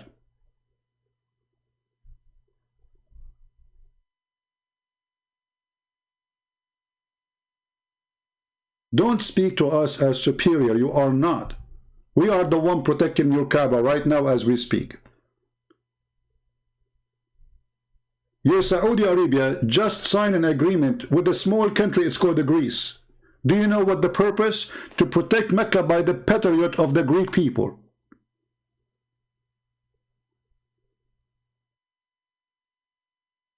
You are renting the weapon of the Greek people to protect Mecca. This is just less than 10 days ago.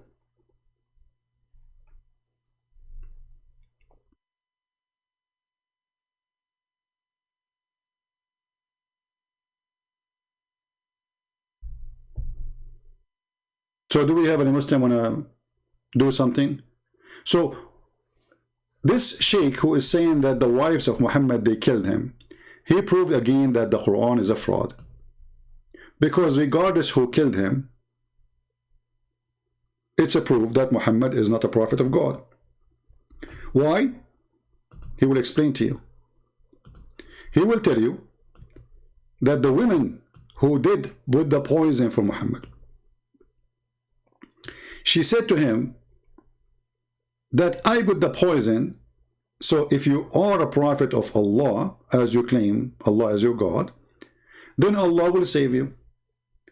And Muhammad's response was, Allah will not let it happen. Listen carefully. Aisha and Hafsa, as commanded by their fathers Abu Bakr and Umar. Let us take a look at the evidences of each party to decide which one is true. Bakri sect says that when the Prophet's army won the Khaybar battle, defeating the army of the Jews, a Jewish woman, Zainab bint al-Harith, invited him and his companions to a banquet. That woman wanted to take revenge upon the Prophet because her brother, Marhab ibn al-Harith, who was commander of the Jewish army, had been killed by Imam Ali, peace be upon him, and this had led to the victory of the Muslim army. The Jewish leaders used the woman's desire to take revenge and goaded her into assassinating the Prophet. She poisoned the meat she cooked for the Prophet and his fellows. The Prophet died after having the poisoned meat. This is the belief of the Bakri sect, but it can easily be refuted. Listen carefully. By the following scientific evidence. Following scientific, I mean, look who is talking about scientific. Those are Shia who they believe that if you wear black shoes, your penis will never stand up even for the anthem. Those are Shia who believe that watermelon, if it is sweet, she is Shia. If she is not, she is Sunni. Those are the Shia who they believe. I mean, shall I continue? It's English. Scientific. So say what? I'm sure many of you now is worried about wearing shoes. Like wife, she is looking at you now. Now I know what's happening to you. You did not do anything for the last 15 days. You will wake up in the morning now and you will find all of you, all the men, your black shoes is in the garbage. And your wife, she will go tomorrow, do shopping for yellow shoes. By the way, you will look cute with yellow shoes, imagine. It's science, you know, it's proven to be true. Okay, tell us about scientifically, please. Go ahead, scientifically. Firstly, the Khaybar battle took place in the 7th year of Hijrah, while the Prophet, peace be upon him and his pure family, died in the 11th year. This means that there is a time gap of 4 years between the two incidents. It is very unlikely that a person dies because of a poison he had taken so many years ago.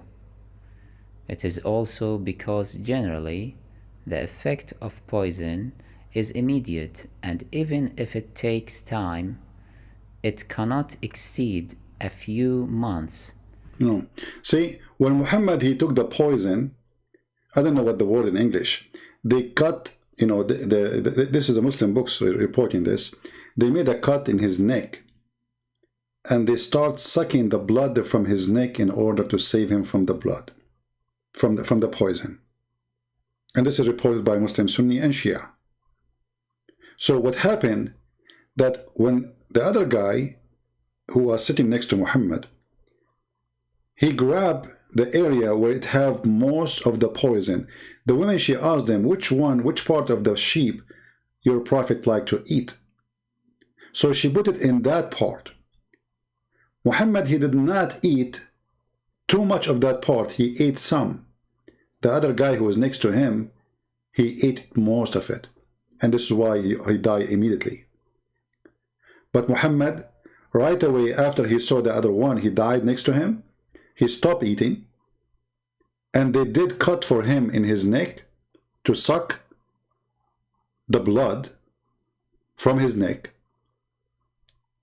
in order to stop the poison from taking effect. So the poison get into Muhammad's organs and caused the damage. And that damage took long before it caused death. So the damage was not enough to kill him so fast. But obviously, it does. And look, there's something the Muslims, they try to always to avoid. Are you saying that Muhammad was wrong? Are you saying that when Muhammad, he says, the Prophet in his element which he died, he used to say, are you saying that the Prophet here was stupid and he did not know what he's talking about? You see, the funny is, when Muhammad, he says something, the Muslims, they take it for granted. That's it, the Prophet, he said. The Prophet even can tell you what the disease in your belly. You remember the story when the guy, he came and his brother is sick? So the Prophet, he ordered him to make his brother drink drink honey. And then when the guy came, he said to him, he's getting more sick. He said to him, I told you to let him drink honey. I said, I did. He said, do it again. The guy, he came again, and he again, and again. And each time he told Muhammad that he's sick. And then the Prophet, he got so angry and he said to him, your brother's stomach is lying and Allah told the truth. Your brother's stomach is lying and Allah told the truth.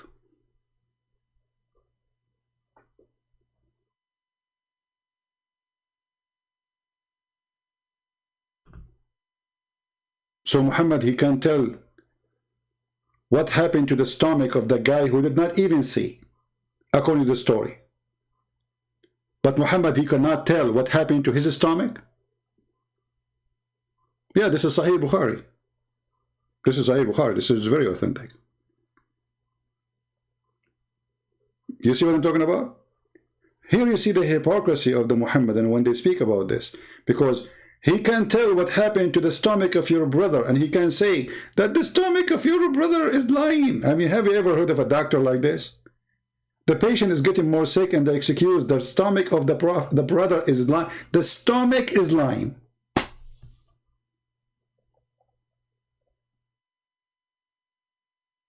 Right?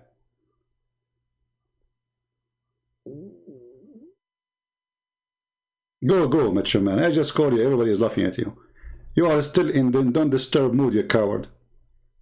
Until now, you are still in don't disturb mood. Here we go. You are a potato like your prophet. Huh. I am the one who called you and you rejected my call. And you are a potato like your prophet. Do you see it? In order to avoid the embarrassment more, you put yourself on don't disturb mood. So don't come here and say, I called you, it's recorded. You are just a kid, like your prophet wife, Aisha. Grow up. Go do something better.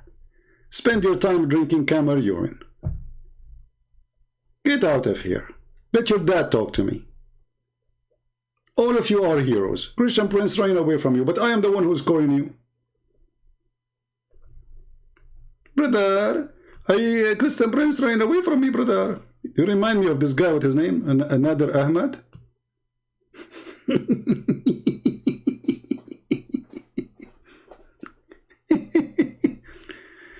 Nader Ahmed, Christian Prince running away from debating me, brother.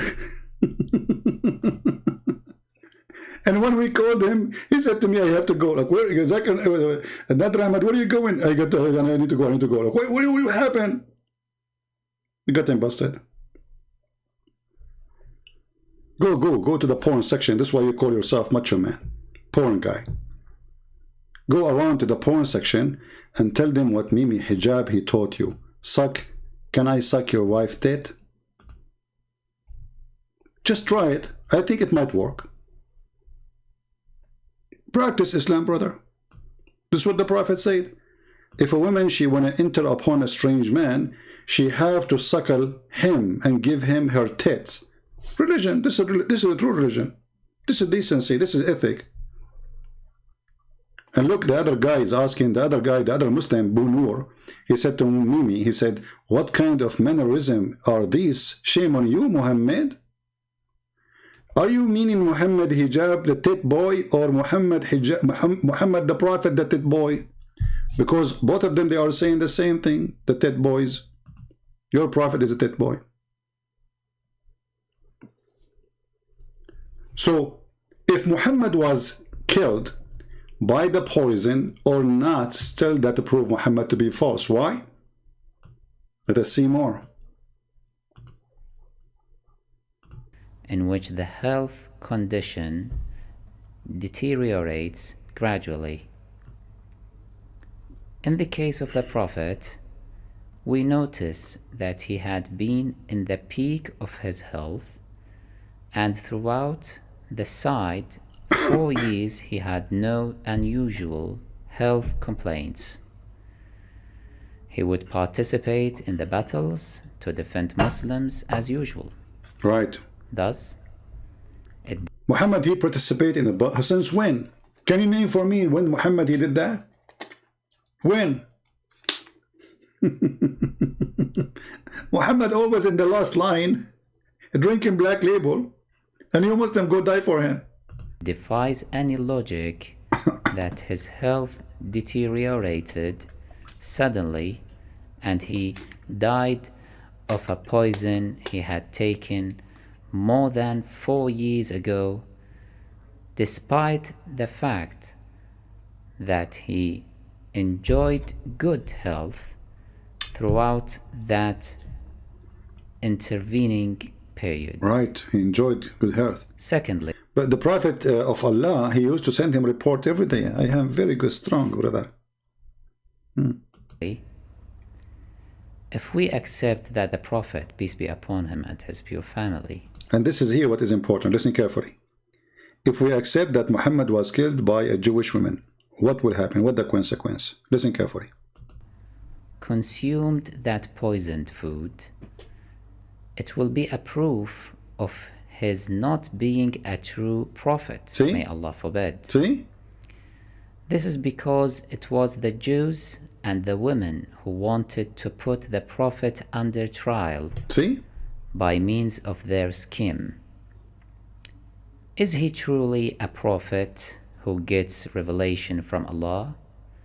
If he was a prophet, he would know that this food was poisoned and would not consume it. If not, he would consume it.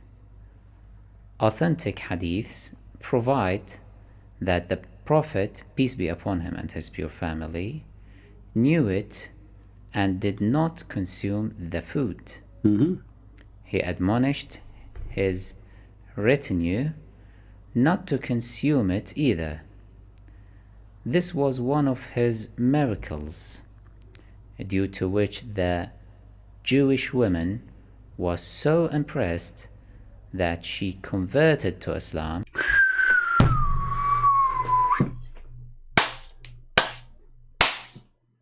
The Jewish woman, she converted to Islam.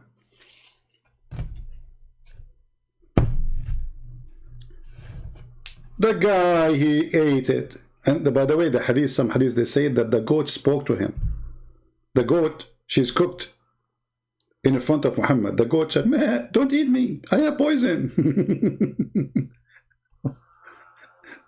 So Allah, he made the goat talk to him after he ate the poison. Don't you think this is too late, stupid Allah? So maybe Allah, he was holding the stick of Holy Butter, and he keep hitting the goat. Talk, tell him that you have poison. He was able to make her talk, but it was too late. The goat already, Muhammad, he ate the poison. Look at this madness. Muhammad himself, he said, the poison I ate. This guy, he says he did not eat it. Abdul, the Prophet said, the poison I ate. He did not eat it. The goat told him not to eat it. It was one of his miracles. Abdul, listen carefully. The Prophet said, the poison I ate. He did not eat it. The goat told him don't eat it.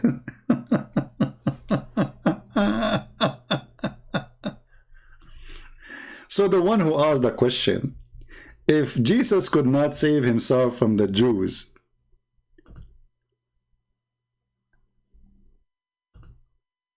you should leave Islam right now, because that question goes for you, not for us. Jesus, he saved himself. He did not need to save himself. He's alive. He's in heaven right now, even in your cult. While your prophet, he could not save himself, and his God could not save him. And look here what this is a problem, what this will cause to Islam. Allah, brother, not only saved Jesus, brother. Allah, he cloned someone look like Jesus. You know what? I'm thinking that the one who ate the poison is not Muhammad. Allah, he cloned someone like Muhammad. And since that time, until this guy died, it was the clone of Muhammad.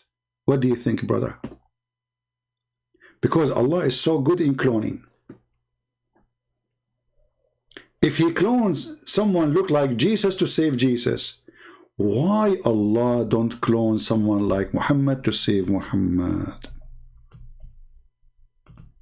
Do we have any Muslim want to tell us?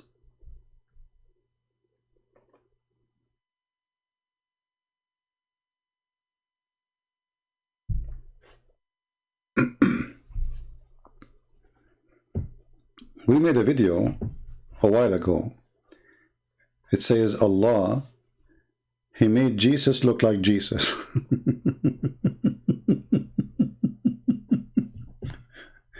I hate myself. Hey man, what's wrong with this God? Cloning in Islam is a big deal. Anyone remember a different story the Muslim they believe in about cloning? Who can help me? Let us see if you guys, your memory is working good with our classroom here. Anyone remember? How many stories Muslims believe in cloning besides Jesus' story? Who remember?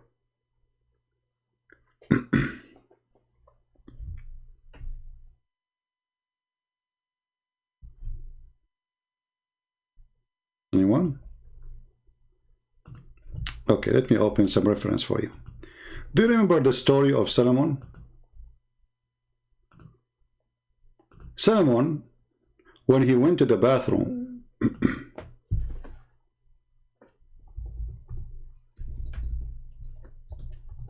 Shaitan, he come in the shape and the look of Solomon.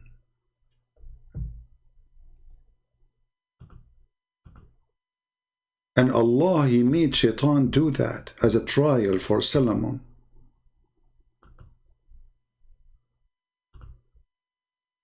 Solomon, when he go to the bathroom, he don't take the ring of Allah with him. This is the ring who control the world.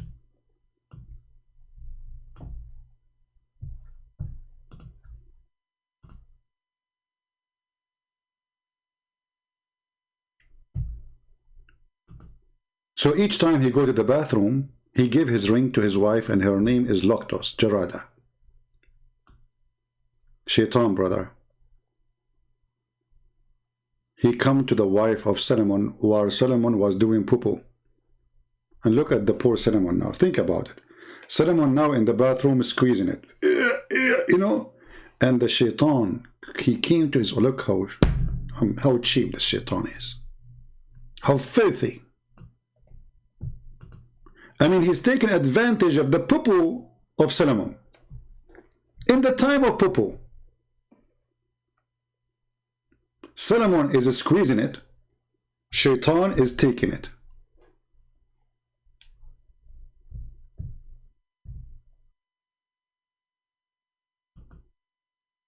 If I ever get married, I will warn my wife. Allah is so good in cloning.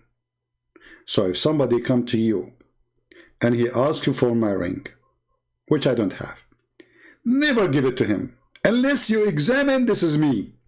And how you know this is me or not?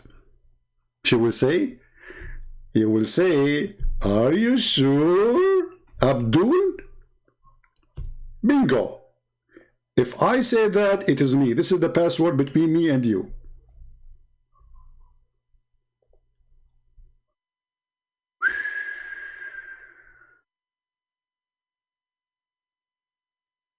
What?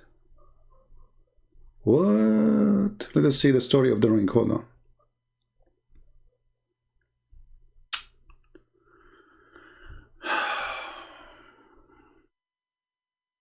Do you guys want me to read the story for you, or should we read the story or not? Let's make a vote. You know, we Arab, we believe in democracy. By the way, we Arab, we are the first who found democracy. This is what Al-Qaddafi said before they killed him. They said, democracy is a word came from the Arab. It is democracy, which means bring the chairs. And Shakespeare, he was an Arab too. And his real name is Shakespeare. Makes sense. I mean, think about it. It's deep, right? So here, the Muslims, they have tons of stories about Solomon. All of them, they are hilarious. So when Shaitan, he come and he took the ring from the wife of Solomon when he went to the bathroom, may Allah bless his bathroom, Shaitan became the king and they kicked him out of the palace. And now, you know, Solomon, he's homeless. So if you go in the street, you see somebody homeless, he might be Solomon. Shaitan took the ring from his wife. All right?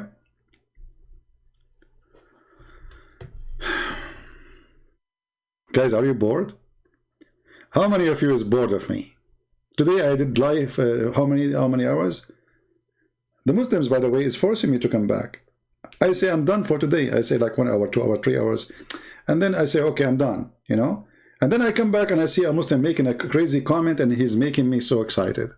It's you Muslims who bring me back. So anyway, brother, when the Shaitan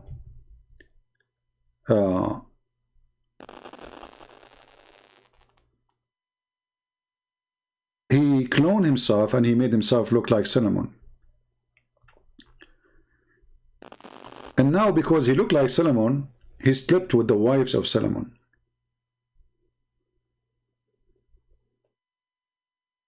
And the wives of Solomon, they noticed that Suleiman is so good in the bed. Man. Oh, man.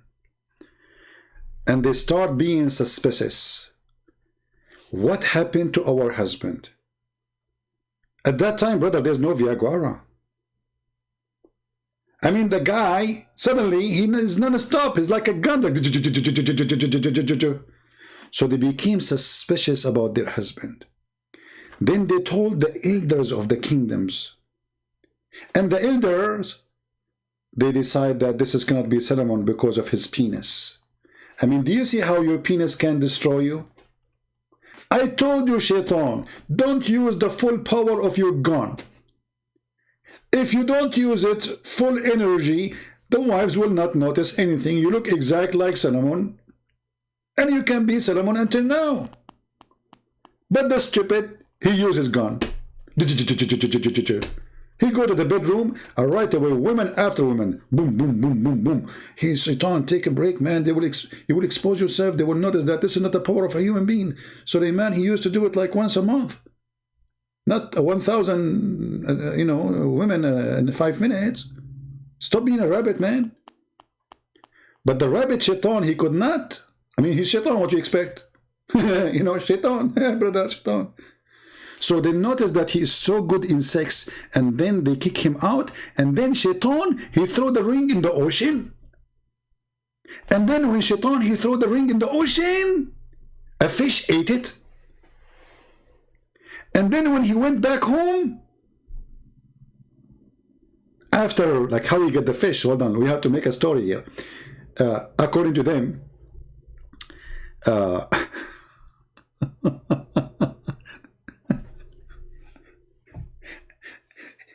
Suleiman started working as a putter. He carries stuff for people. So there's a guy, he bought fish from the fisherman. And Suleiman, he said to him, I can carry the fish for you to home if you want. Imagine the king now is carrying fish. The guy, he said to him, well, I will pay you. Suleiman, he says, give me a fish. I'm hungry. So the guy let him carry the fish until they arrive home, and then he gave him a fish. Suleiman, he went back home, he opened the fish, he found the ring. And exactly in the same moment, he became the king. And now it's time for you to sleep. Brothers and sisters, read with me. Whenever Suleiman would go to answering the call of nature, time for poo-poo, he would remove the ring and give it to one of his servants. In a different story, it says to his wife Jarada, one day, Shaitan, he fooled the servant. See, the story is different from the other story. And he took away the ring and wear it. At the same moment, all jinn, human, Shaitan, birds, chickens, animals came to his presence and obeyed his order. Brother, he is wearing the ring now.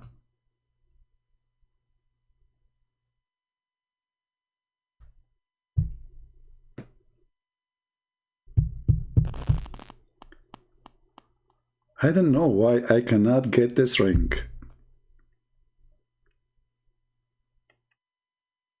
If I get this ring, what I will do? Right away, I will make 1,000 Muslims call me a day to debate me.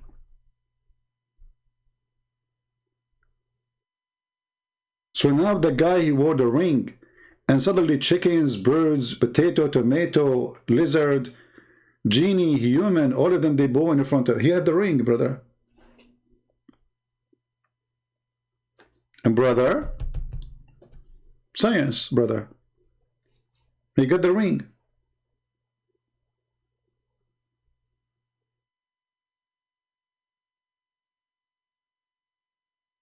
And you are telling me there's no benefit from wearing a ring? What if you get by mistake the ring of Solomon? The first thing you would do if you get the ring of Solomon, you will wish that your mother-in-law disappear. Like, ring, make my mother-in-law disappear forever. Hey genie, take my mother-in-law to Honolulu and let her drown there.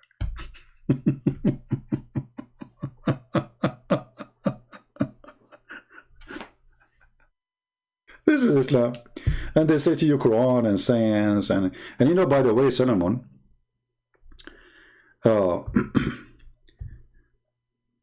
he have a very sad story in the Quran. I feel sorry really for him. I feel sometimes like I want to cry when I hear this story. Imagine you are a king and you lost your ring. And then Shaitan doing poo-poo to your wife.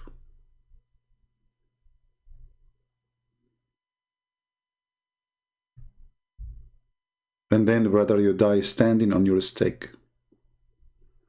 And then the termite, they eat your stick, and you stay standing for a year. This is a true story. I will make a movie. It's called The Victim of Termite, Prophet Solomon. You are a king, yet termite, they took you down. I know many of you don't consider termite as an enemy, and you think you are safe from termite. Look what happened to Prophet Solomon. He's a king, and Allah made him die standing on a stick. And for more than a year, nobody noticed that he is dead. But then those filthy termites sent by the devil of Allah, and then they started chewing his stick. According to Ibn Kathir, Solomon, he was dead for a year, and Allah made him die for that long, standing, so nobody noticed that he is dead.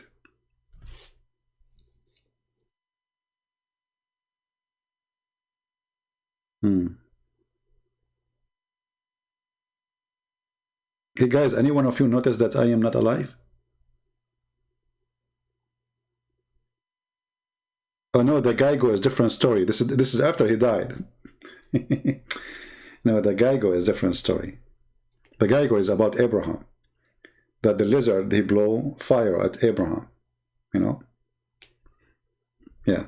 And this is a true story, by the way. I mean, it's proven, you know. And the other day I spoke to somebody from the fire department, and they said to me that Geigo, you know, they make fire, and they blow it at you and they burn you. Geigo. And this is, you know, the prophet, if he says something, it must be true, proven to be scientifically to be true. I mean, I don't know why people make fun of what the prophet's saying. Show respect, please. I mean, come on, put yourself in the shoes of the prophet. And you are a prophet of God. And you saw Geigo for the first time.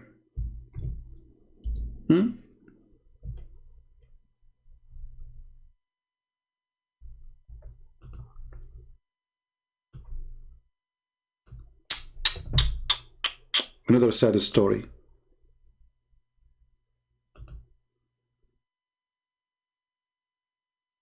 Allah Messenger order Geigos to be killed, saying the Geigo blew on Abraham.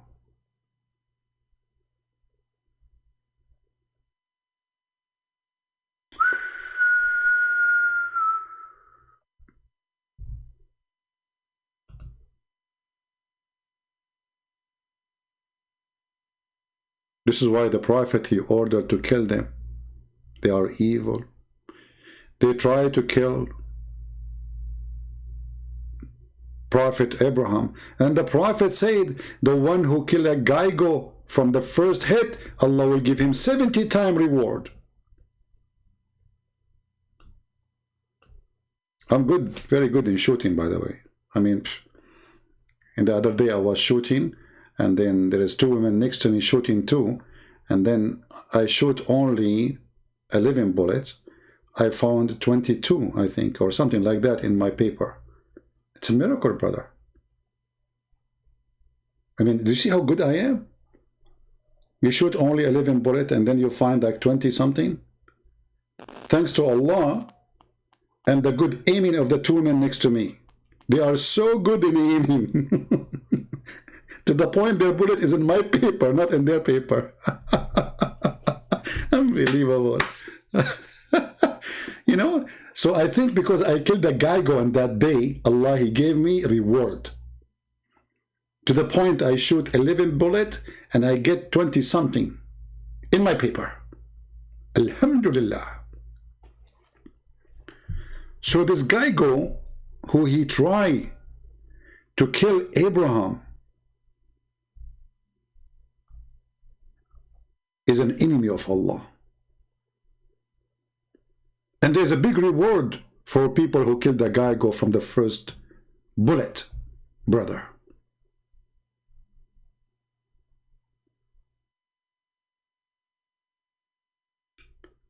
Yeah, I know, it's a good shot. I'm so happy that they did not shoot me. I mean, come on. I'm so glad they shot the paper, not me. You know, because obviously their aim is so good. Look at this. All of this is against Geigo. Look, here the story getting more complicated. A woman entered upon Aisha, and her hand was an iron footed stick. She said, "What is this?"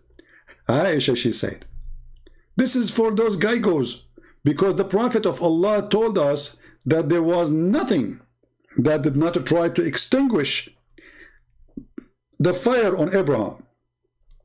This is here, the wrong printing. "Except this animal. So he told us to kill it, and he forbid us to kill harmless snake, except the snake who have two lions in its back, for it is a genie." Look at this.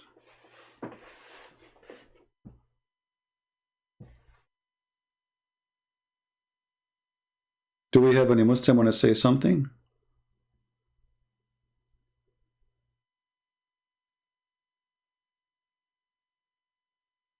Anyone? Where Solomon, he got this story about, no, Ibn Kathir, he did not get it from anyone. Everything is coming from Muhammad, and Muhammad is taking those stories from the Jews.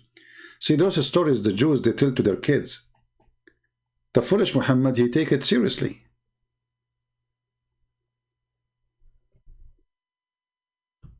Anything the Jews, they say, Muhammad, he take it seriously. Like the Jews, they teach their children.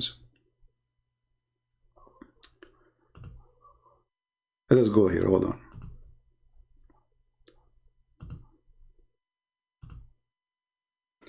That if you pee in your foot, God will torture you, will punish you in the grave. Stupid mentality at that time, they used to do that.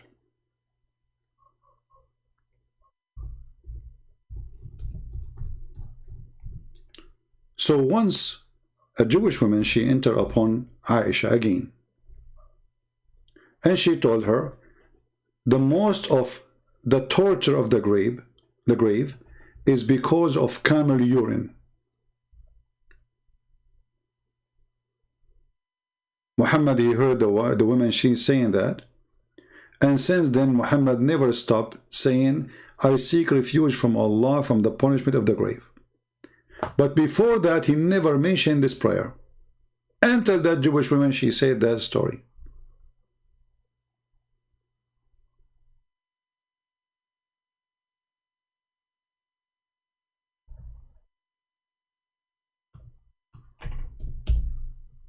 Any Muslim? As you see, this religion is a religion of, fairy tale stories. Muhammad is a false man. Whatever he hear, he like it, he put it in his book. People at that time are naive, and it worked.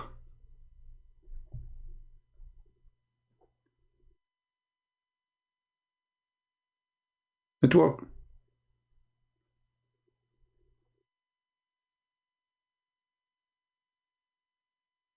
Do you see? Always a Jewish person said. A Jewish person said. And Muhammad, he take what the Jews says, and he make it as part of his religion. When the Jewish woman, she came to Aisha, and she told her that the punishment of the grave is because of urine, Aisha, she said to him, "This is a lie." Aisha herself, she said to the Jewish woman, "This is a lie." Muhammad, he came from his room, and he said, "What are you arguing about?" She said, "Look what she is saying, that the punishment in the grave is because of urine." The Prophet, he said, "Oh, this is true." And then Aisha, she said, and since then, the Prophet never forget to mention, each time he pray, "I seek refuge by Allah from the punishment of the grave." The torment of the grave or punishment of the grave is the same. Torture of the grave, maybe it's more correct.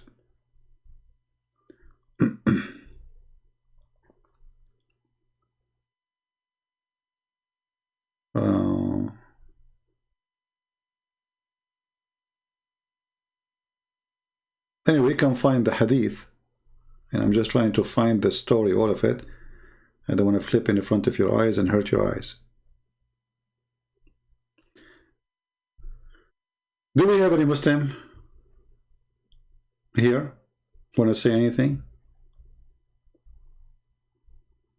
As you see, this is my friend, this is Islam. Fairy tales, Ring of Solomon.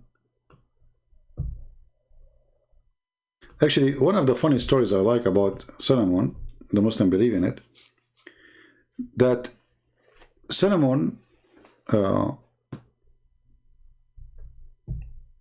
he married a woman.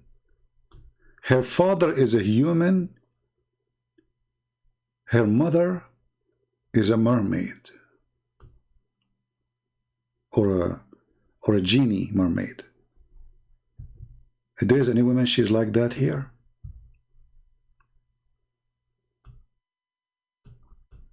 I mean, this Solomon, he have tons of stories, man.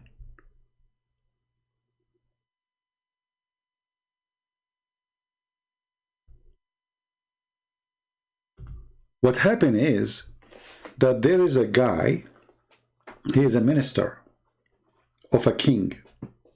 So this minister to this king, he's still single.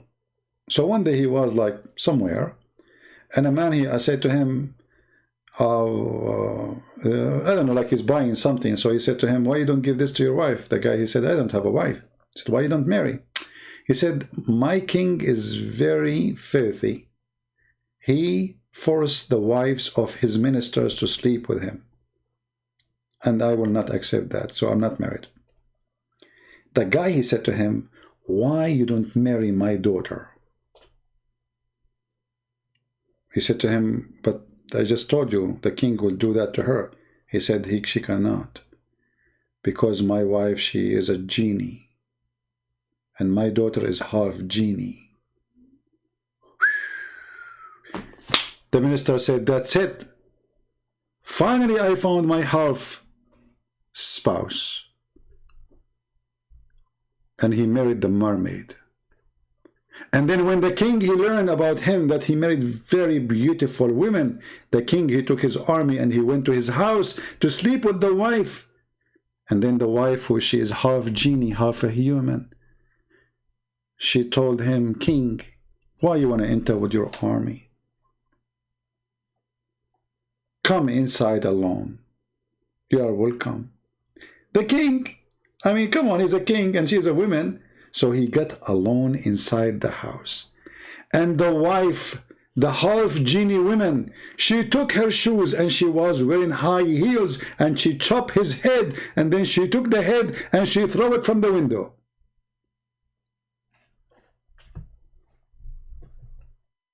If you think I am joking, I am not. This is the story. If you are a Muslim and you say I'm lying, challenge me. If you are a Muslim and you know the story and you believe in it, tell me why you believe in it.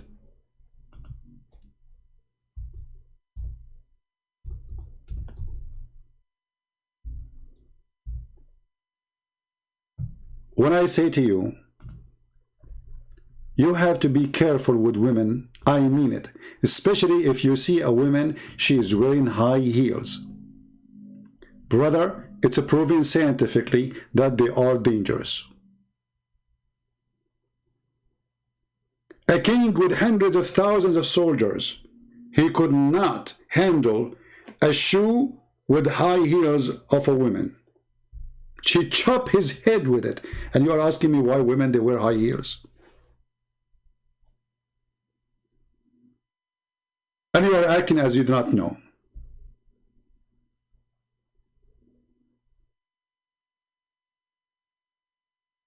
Women, they do that, wear those shoes for a weapon of mass destruction. You see a woman wearing this, stay away. I'm telling you, I mean, it's up to you. You see a woman with high shoes, high heel shoes. Now a Muslim, he will record me and he will say, Christian Prince, look what the Christian Prince teaching the Christians. Abdul, this is your religion, not me. Hello?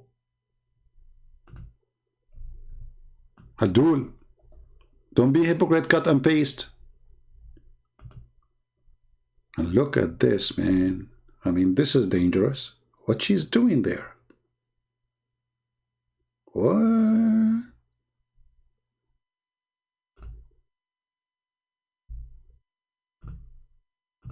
Don't even get close to those women. I mean, I think about it. If you want to marry a woman, make a condition that she will never allow high heels to be in the house. Because if she do allow it, she is preparing for something for you. Learn from history, my friend. History always repeats itself.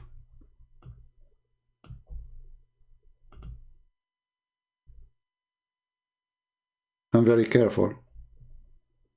Once I went in the bus, actually it was in the train, and then one woman, she got in, she have high heels.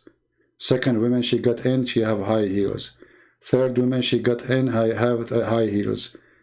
Brother, I was in the stage of terror. I was asking myself, am I going to go out alive in the coming station? Am I going to survive this terror? Not only one, not only two, 3 women wearing high heels. I saw it with my own eyes. I'm shaking right now when I remember this story. And the funny, they make tons, thousand videos speaking about science in the Quran. Brother, Islam religion of science, brother.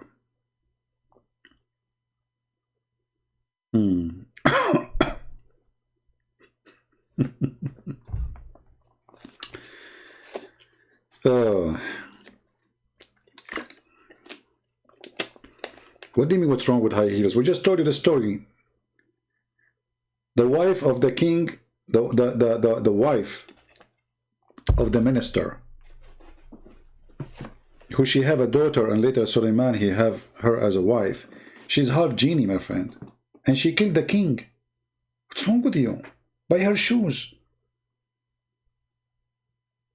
So all the story we told you now is not like you say to me what's wrong with high heels. Maybe you just enter here the chat room, you do not know what we are saying. Dangerous, dangerous. She chopped the head of the king. The king, he had like 100,000 soldiers outside the door. All those soldiers, they could not believe that their king was killed by a shoe. I mean, if those women, they can kill you by a shoe, what if they use their nails? I mean, think about it. Dangerous, brother, dangerous.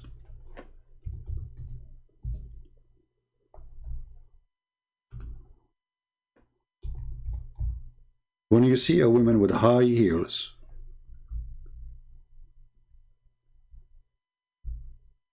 most likely it is time to go.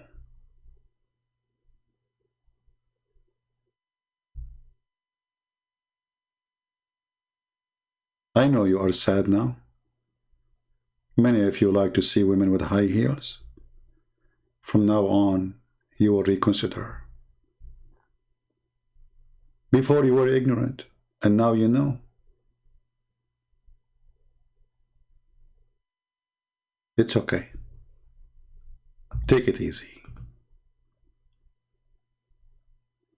I noticed that the number of people in the chat is decreasing. I think men, they are going to the closet and they are searching in the closet for their wives' high heels and they will throw them in the garbage.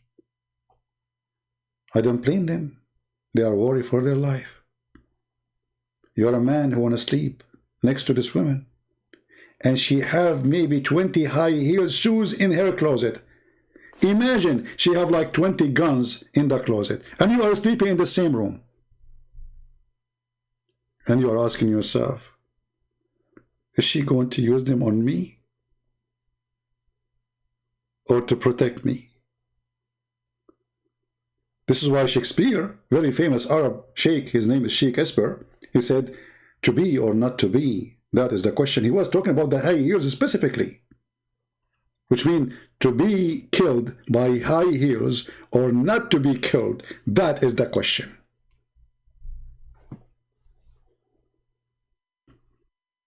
Now we have to admit that Muhammad is very open-minded fiction guy. I mean, this guy, he swallow anything, even high heels shoes story.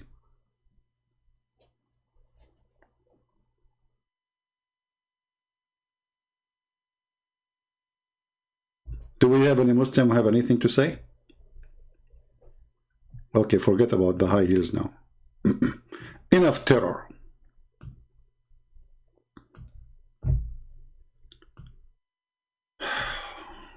And you know the funny, when a Muslim, he want to tell you a true story, he say to you, I swear by Allah. Asif replied, I swear by Allah, I know the fish which had swallowed your ring.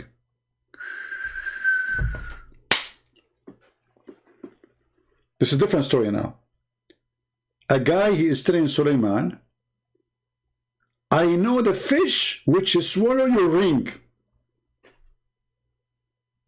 I mean, the ocean is full of fish, but this guy, he knew the fish.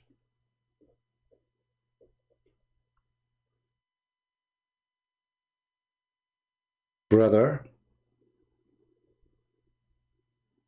Islam have the science of recognizing fish without fingerprint or chip or code or scanning. The fish swallowed the ring in the ocean. The guy, he knew which fish he swallowed it. How we can go far with...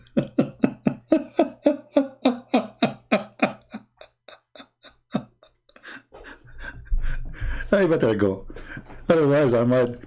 How many hours today I'm here? You guys, I hate you, honestly. Why you keep bringing me here? 2 hours and 18 minutes? How many hours today I have? Like 6 hours, 8 hours? And honestly, I said to myself, I'm going to go live like 15 minutes just to answer about Jesus being, he cannot save himself. Christian Prince said to Christian Prince, I'm going to go 15 minutes. It's like Muhammad saying, I'm not going to lie.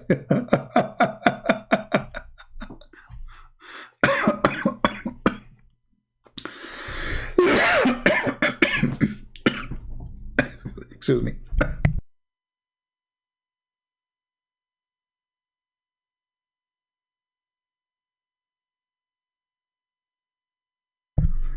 Oh boy,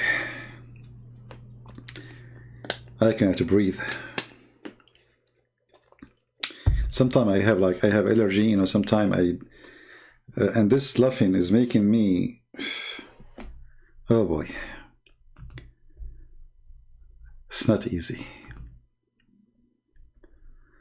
We have a guy. His name is Rashid. When I debate, I don't know. Maybe this is the same guy. Let us see. Hey, Rashid, I just called you. It says you are busy. Let's try again.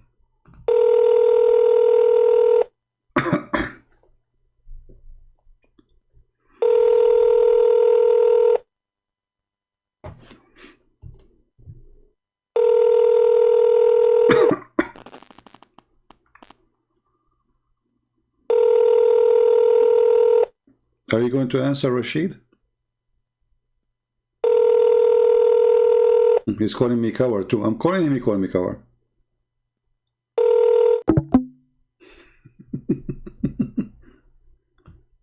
I mean, look at those people. I'm calling him and he called me coward. He don't answer. Let us call you again, Rashid. Maybe it's a scientific error.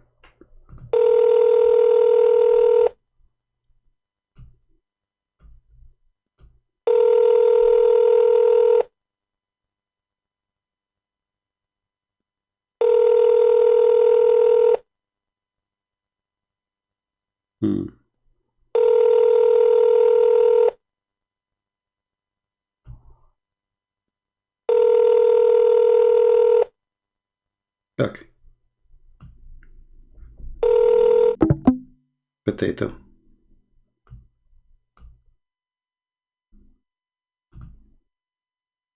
Next. So, brother, the guy, he said to him, I swear by Allah, I know the fish who swallowed your ring, and all its ancestor. You know what?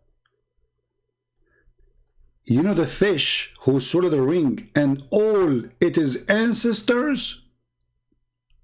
I mean, stop. Not only he knew the fish who swallowed the ring, he knew all its ancestor. That is deep. That's it. This is the guy.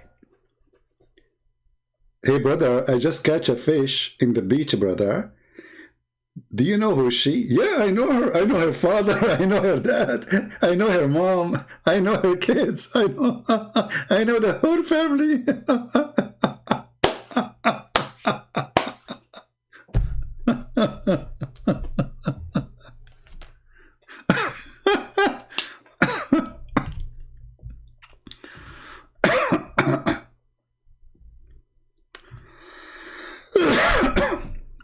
Sorry, guys. I apologize if I cough. I don't know if the mic is coming in your ears. I really apologize. I try to hold it. He's saying his phone is not ringing for some reason. Let us try again. Give him a chance.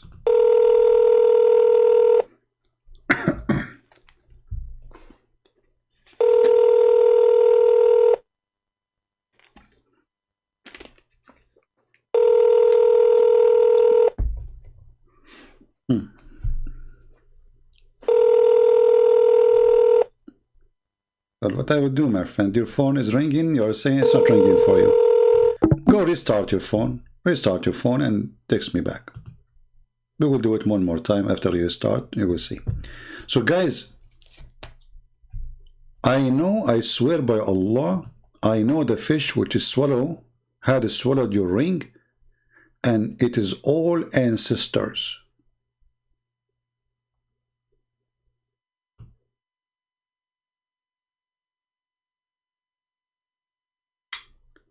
How you can explain this? This is amazing. The guy, he knew the fish and whole their family. This is explained why in the Middle East there is 2 policemen, they were fishing and they could not get any fish for many hours. And one day, finally, they got a fish and they start beating her, saying to her, "Tell us, where is your family? Where is your family? Where is your ancestors?" Those things happen only in the Middle East. But it was Allah's order. The Satan told me to write edicts as I wrote for you, but I said, my pen shall not write anything, and just so behold him sit quiet.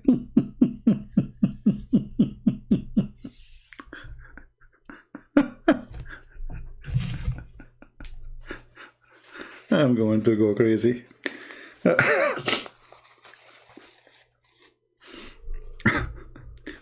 I know each time you come here, you think you know it all, right? Because Christian Prince, he told you a million times. I am lucky your phone is not ringing. Guys, it is my lucky day. Look, brother, look. I told you the ring of Solomon is working. You are lucky. You are lucky my phone is not ringing. Me.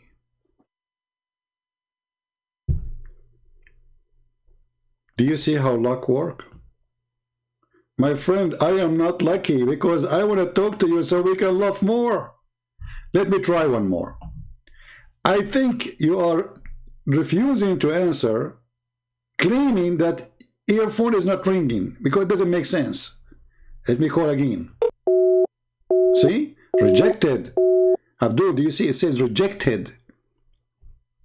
Do you see what it says? Rejected. We got ya. We got ya. You are the one who rejected. Potato. You're lucky.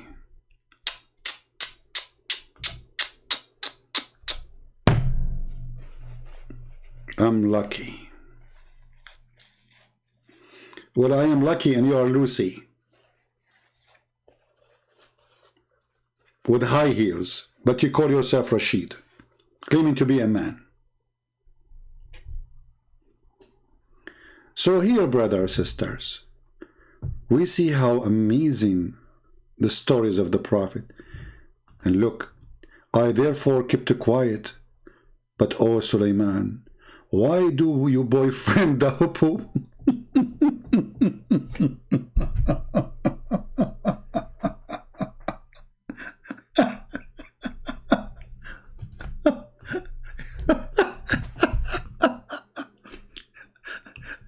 You what?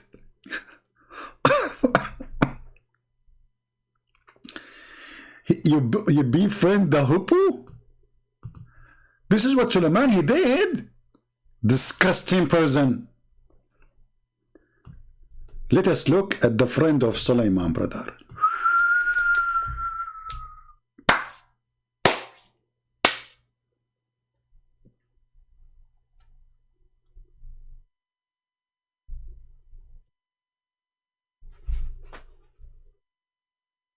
Why, Sulaiman? Why? Why you befriend the hippo? Huh? Why? Huh? Huh? I mean, this Sulaiman, something wrong with you. Why you do that, man? Do you know how much pain you caused for this? Man.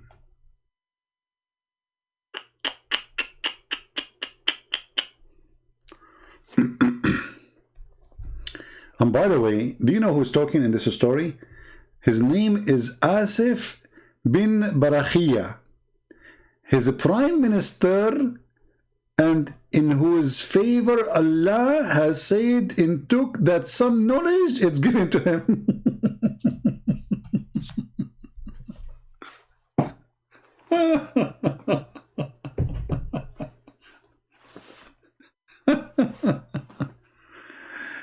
Hey Rashid, be honest with you, aren't you the Prime Minister of Solomon? And your real name is Asif? And Allah, He gave you knowledge to the point you know the name of the fish and her ancestors? So the Prime Minister of Solomon is jealous because Solomon, he liked the hippo. He befriended the hippo. He's upset.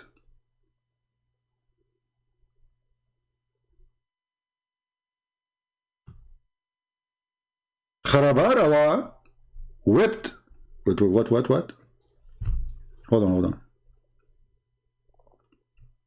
Some narrate that there was a city in the middle of the sea. City in the middle of the sea? Sulaiman arrived with his army, is on the wind to that city. The flying carpet. Do you see the flying carpet? The city is in the middle of the sea. Sulaiman did not go there by boat. No. Quran says not only here that Allah, He command the wind to Sulaiman, so he have a flying carpet. You can read Ibn Kathir. A big huge mate made from wood. Sulaiman, he command the wind to go underneath of it and carry it. And it carry all his army and his animals. It have 600,000 chairs on it. The biggest jumbo 777 Boeing was created in the time of Solomon. Brother.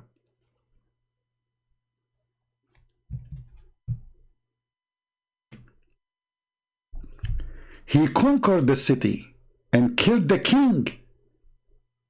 He had a daughter, very beautiful and glorious, and her name was Khabarawa. No, hold on. Khabarawa. He made her a Muslim. Look.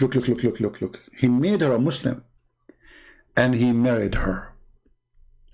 Sulaiman loved her very much.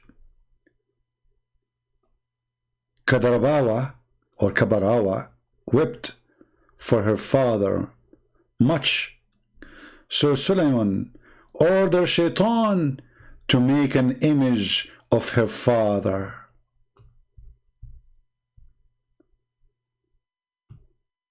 Khabarawa made different kind of a dress for her father image. Every morning and every evening, she took along with her mind and all prostrated in front of the image. Asif, the prime minister, informed Sulaiman regarding this. Sulaiman broke the idol and punished that woman. Then he sat on the ground and started whipping. Sulaiman had a slave girl. Her name is Amina. Whenever he went to toilet, he took off his ring. Guys, look at the story change. This is the same story. It's like 1,000 story. Each time the names are different. And he handed over to her. One day he went and Shaitan, the leader of Shaitans of the sea. Look, this guy is a leader of Shaitan of the sea. He's the part of the Caribbean.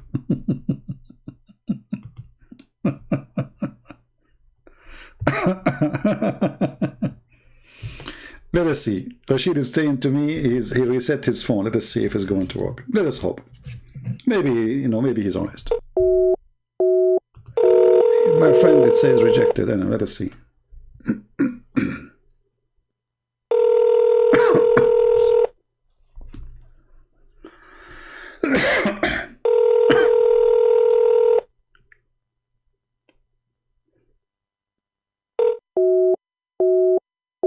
See, my friend, it says rejected. You rejected my call. That's meaning you see it. See, before you say it, you are not receiving a ring. But in order to hang up on me and to show that the call is rejected, that's mean you appear in your screen. Maybe this guy, he thinking maybe he can get my IP address or something. Good luck with that. You want me to call you again? So you try? You know, get IP or something? Let us try.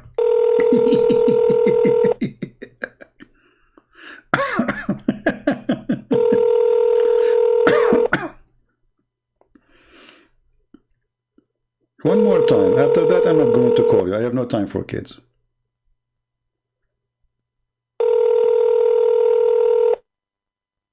All right. Take care. Here we go. I will block you now.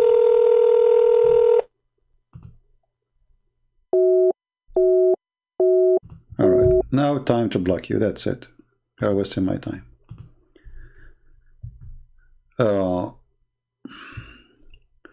So, brother, each time he went to the toilet, he take off his ring and hand it over to her.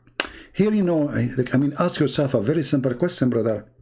If you, by wearing the ring, you became a king, why this slave shouldn't wear it?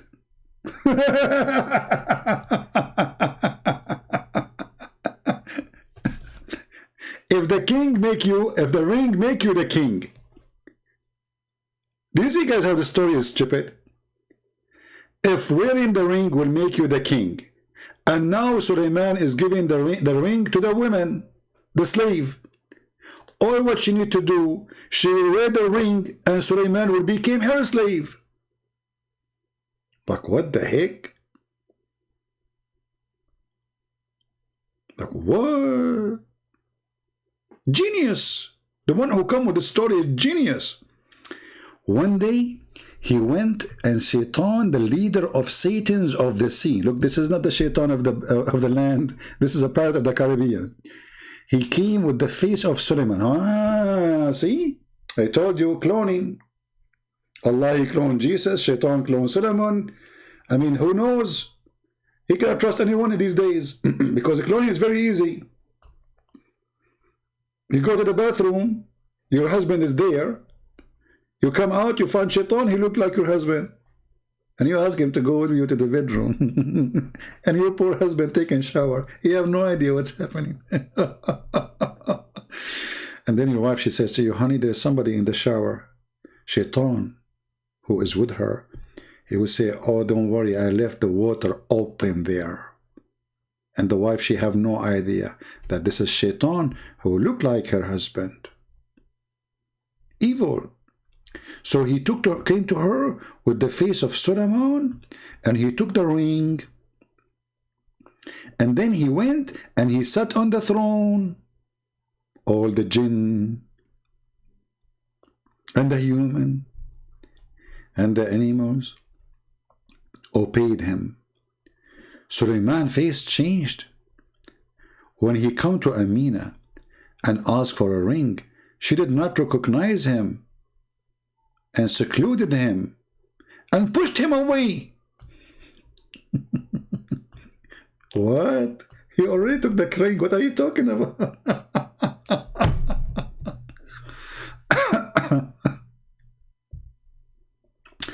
According to Sharia, can a woman have sex with a slave? No. Actually, there's a story of the woman. She married a slave. The caliphate, he punished her, and he ordered to stone her. Some story they say stone her, some story they says to whip her. Yeah. Because there's a verse in the Quran that says, it's lawful for you, your right hand possess. So the woman, she said, okay, lawful for you, your right hand possess. But this was only a privilege for men. Women, they cannot do it. You can have sex with the women who they are your right hand possess, but Muslim women, they cannot have sex with men who they are right hand possess. Anyway, as you see, I mean, if I keep reading, we will spend the whole night into tomorrow speaking about the stupidity of this crazy religion. This is what Islam is about.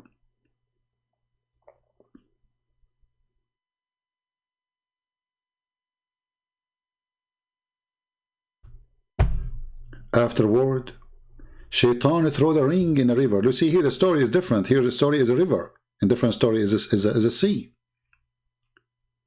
And it was found by Solomon in the fish. He wore it. And once again, the kingship returned to him.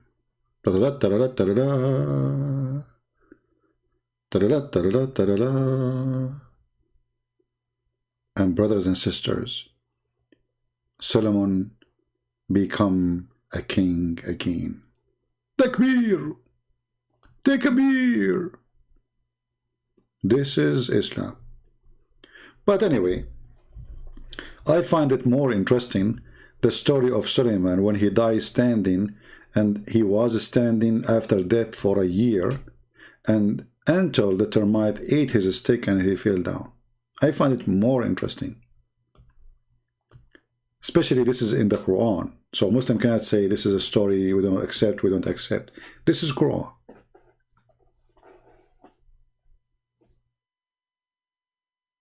How long it take the termite to eat a stick?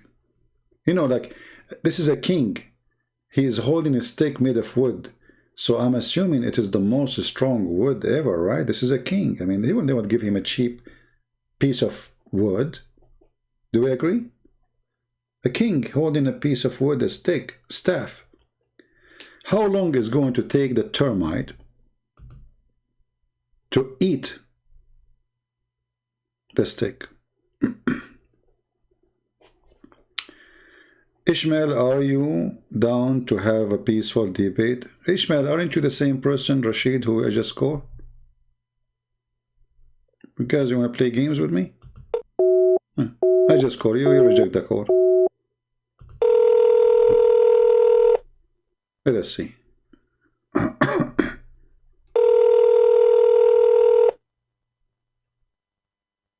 I think it's the same person. They think by doing that they disturb me. We are laughing. You know, people are laughing. Here we go. The same person. He is not answering.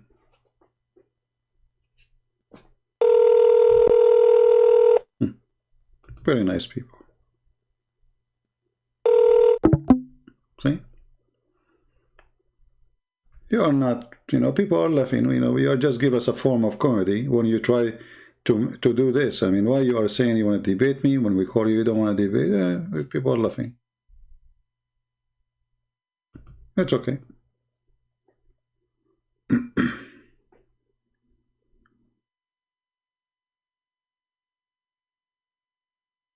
My friend, the Muslim Sunni, they can say whatever they want about ISIS, Al-Qaeda, but the fact you cannot name one thing ISIS or Al-Qaeda did and Muhammad did not do. So some Muslims, they are doing taqiyya, and they, in their heart, they support ISIS and Al-Qaeda.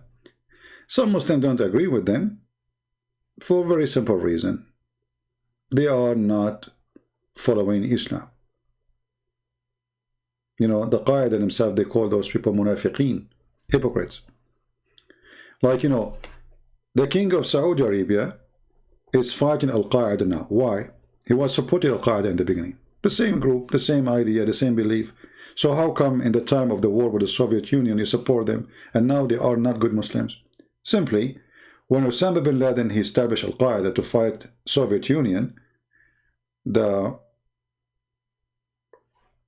Saudi Arabia government, or the family there, this Al Saud, they found this is a good way to get rid of those Islamists who they can be a problem inside the country. Send them all the way to Afghanistan and let them do jihad there. And let them take donation. And let them send mujahideen. And let them take, as long as they are doing it there, we support you. But then the war in Afghanistan is over with the Soviet Union. And Osama bin Laden start asking the Saudi to do revolution against the king. Because simply they are a friend to the USA. And this is against the Quran as chapter 5 verse 51. And then the Saudi suddenly they start making tons of articles and asking all their propaganda machines to attack Al-Qaeda. And by the way, this is not only what the Muslims do, this is what the Americans do too. The American, they used to support Al-Qaeda. Actually, the American is the one who taught Al-Qaeda how to do bombs. They gave them missiles to shoot the airplane, the helicopters of the Soviet Union. They armed them. It's not a secret. There's tons of articles made by the American about Osama bin Laden, the hero. So this is how the whole hypocrite world works. That is including the American evil government, not the good government.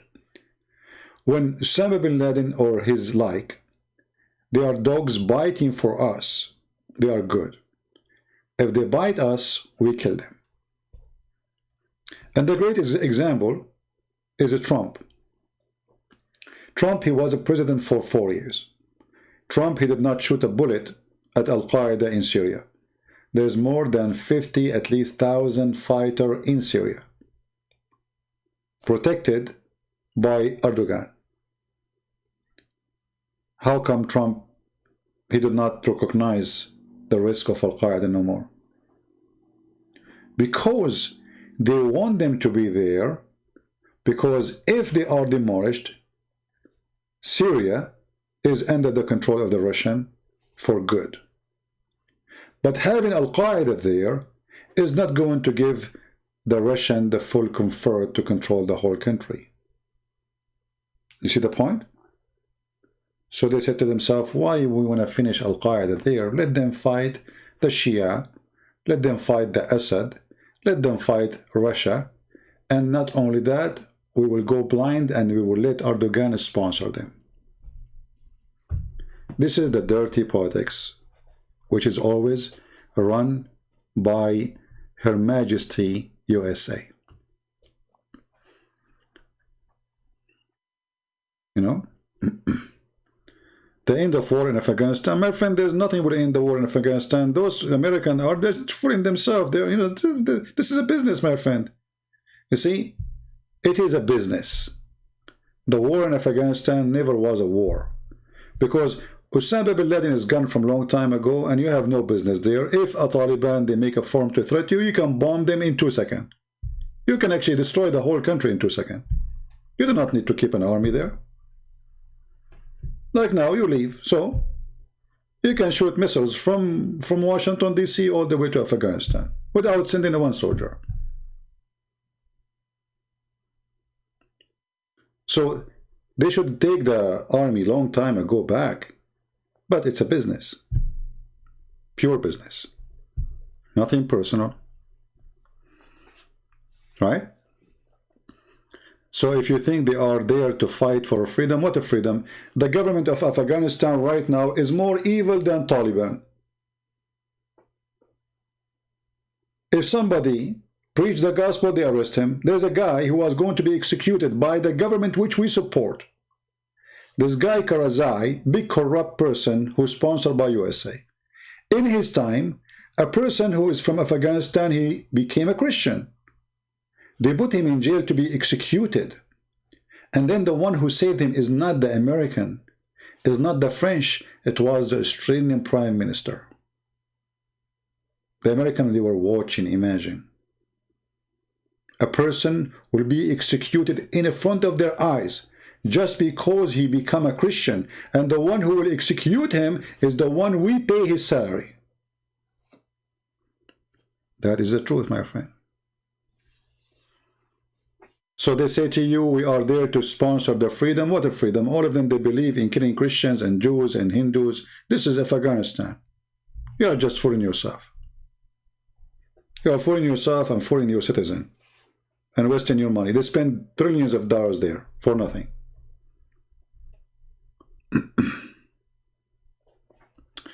Anyway, we don't want to change our topic, but please don't let me talk about the White House and whoever in the White House.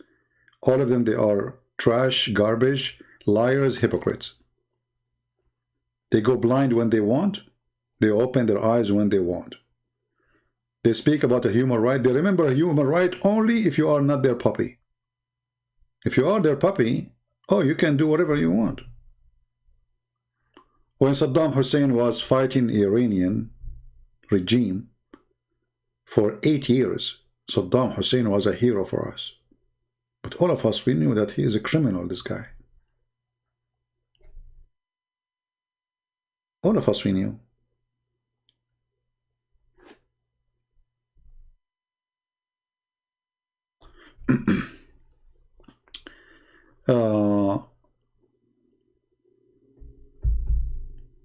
Do we have any Muslim want to say anything?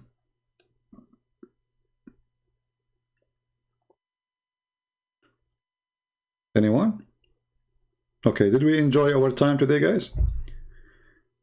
I better go, otherwise I'm going to spend all day here. And I'm going to delete the previous videos which we made before. As you know, I don't keep my videos. I hope you guys, you did download them already. So don't forget always to download the videos as soon as we finish. Because we don't keep them. Let us see. And download. Sorry, delete. Here we go. The last 3 videos I made today, or 2 videos, are going to be deleted. Now remember one thing. Muslims always, they have one strategy. Attack to avoid to be attacked. What does that mean? I will throw a question at you, so you will not even have a time to question me. You as a Christian, you should learn a method which I use. Use their attack against them.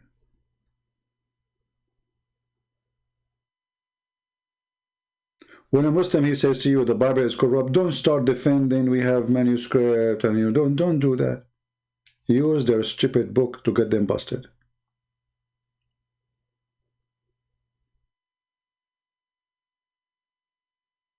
Don't waste your time. Because even when you refute them from your book, they will say, we don't accept your book anyway. But when you get them busted from their book, can they say, we don't accept our book anyway? They cannot. And this is why they fear speaking to me. I'm a person who got them busted not by reading the gospel, but by showing them their laundry. And this is what they fear. Otherwise, someone is speaking about the gospel or refuting from the gospel, it's easy to get away with a response, because you can say to him, your book is corrupt. But when we show them from the Quran, what they can say. So I'm here to teach the Christians, not only to refute the Muslims. I'm teaching you and teaching your children how to refute the garbage of Muhammad. This is very silly, stupid cult. But if you are ignorant, that stupid, silly cult can be dangerous because of your ignorance.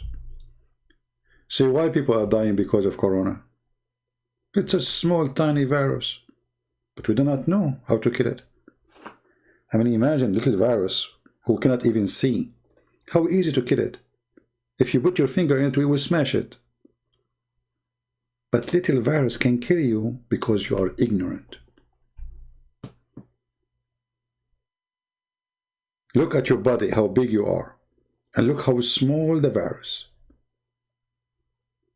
This virus will penetrate your system, will multiply. Your defense system is ignorant about this virus. It's like going to war and you are blind, you are folding your eyes. This is why they don't know how to deal with it. It's a blind fight. So when we show you, when we open your eyes, that virus have no chance. Very simple, very easy. Let them throw all the arrows they have on me. I will collect them and make them a big arrow and will throw it back. And let us see if they can survive.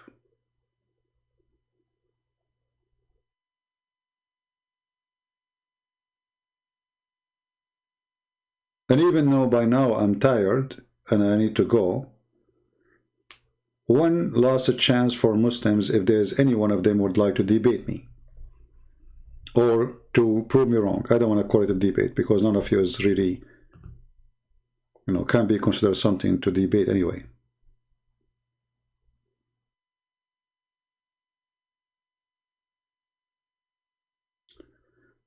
Somebody asking question.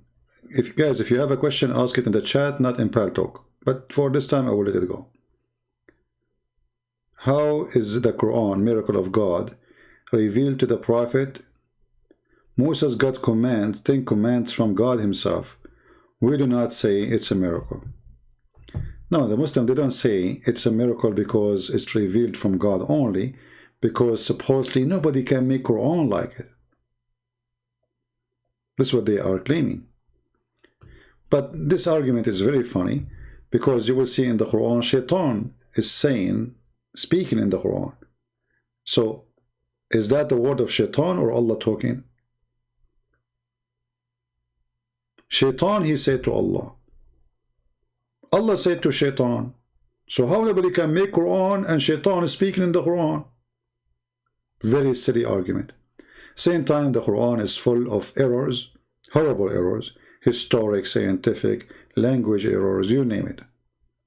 And I agree, nobody can make Quran like the Quran. Because if you make a Quran like the Quran, they will say you are copying the Quran. Additional to that, if you make a Quran like the Quran, officially you are stupid.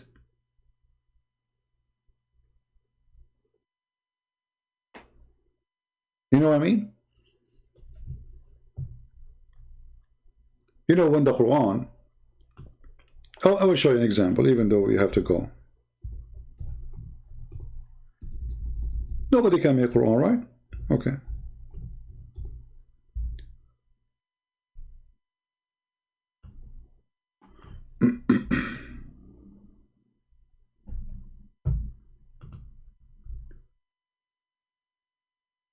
Let us read and laugh together. Don't text me in Pal Talk, I will block you. I just told you, if you have a question, ask me. I told you, this is one-time deal. Christians, don't text me in Pal Talk. By doing that, you annoy me. I look at Pal Talk expecting Muslims to text me, not you. So if I say Christians can text me, I will do the same as what happened in this is why I switched from Skype. I open Skype, I find 10,000 texts. Do you think really I can read them?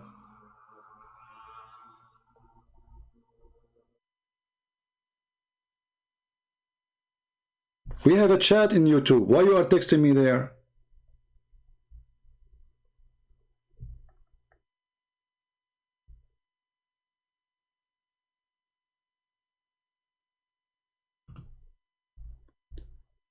Just to give you an example about how to refute this stupid religion.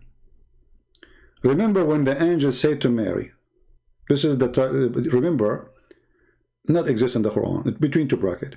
Okay, who is the one who's talking? The angels. Okay. Who was taken here? Mary. Who's talking here? The angels. Who's talking here? The angels.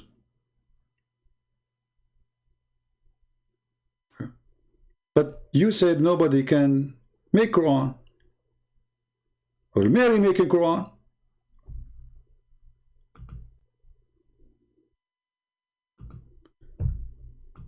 Look, he texts me again saying, sorry, CP. What's wrong with you, man? What's wrong with those people? I just, you know, you are remind me of the Abdul, who their prophet says to them, don't write the hadith. And then they wrote, the prophet said, don't write the hadith. I just told you, don't text me in Paltalk. And then you keep texting me, sorry, CP. It's my bad, CP. What's wrong with you?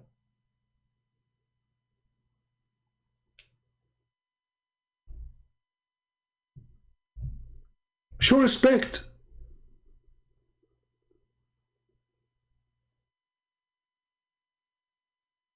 Can't you tell me here in the chat, sorry, CP? Do you have to text me there again? So when they say nobody can make Quran, and then we find that the Quran, Shaitan is speaking in the Quran. When Shaitan, okay, when Mary, she said this. How Mary, she can make Quran? Because remember, nobody can make a sentence to the Quran. So either she said that or she did not say that. If she said that, that's mean Mary, she made Quran.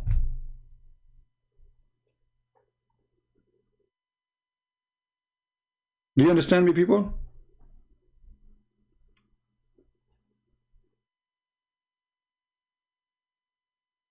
If the Muslim, they say that the Quran is only Allah talking, that's mean this conversation never happened, it's a lie.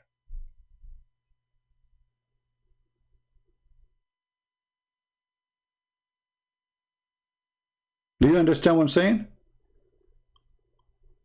Either this conversation is true conversation and Mary, she said what she said, and that means she is making Quran, or this conversation never happened and the one is talking is only Allah, that means Allah is making a statement, have nothing to do with Mary, and it's a fabrication.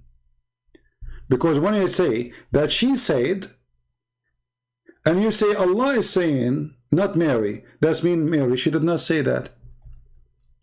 And if you agree that she said, which means this is the word of Mary,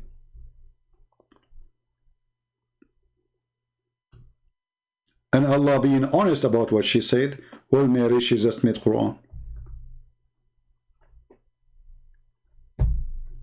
Are we getting the point? So use their logic to prove their stupidity. Don't use your own logic.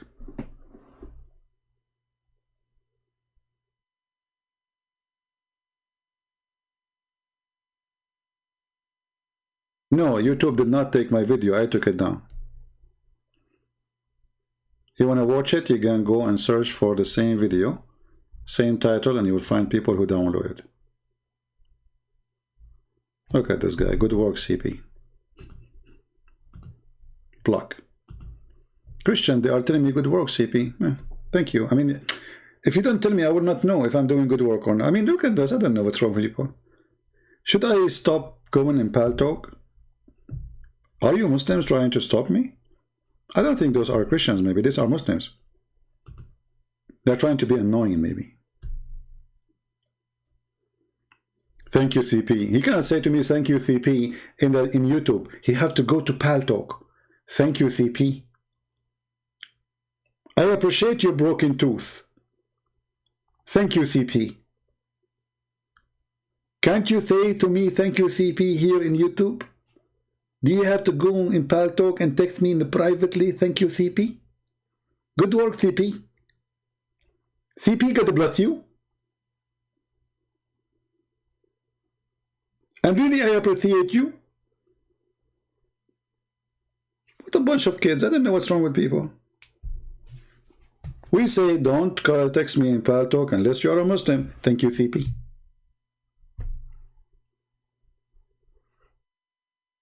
I'm afraid now he will text me back saying, hey, CP, are you saying we should not text you in Pal Talk?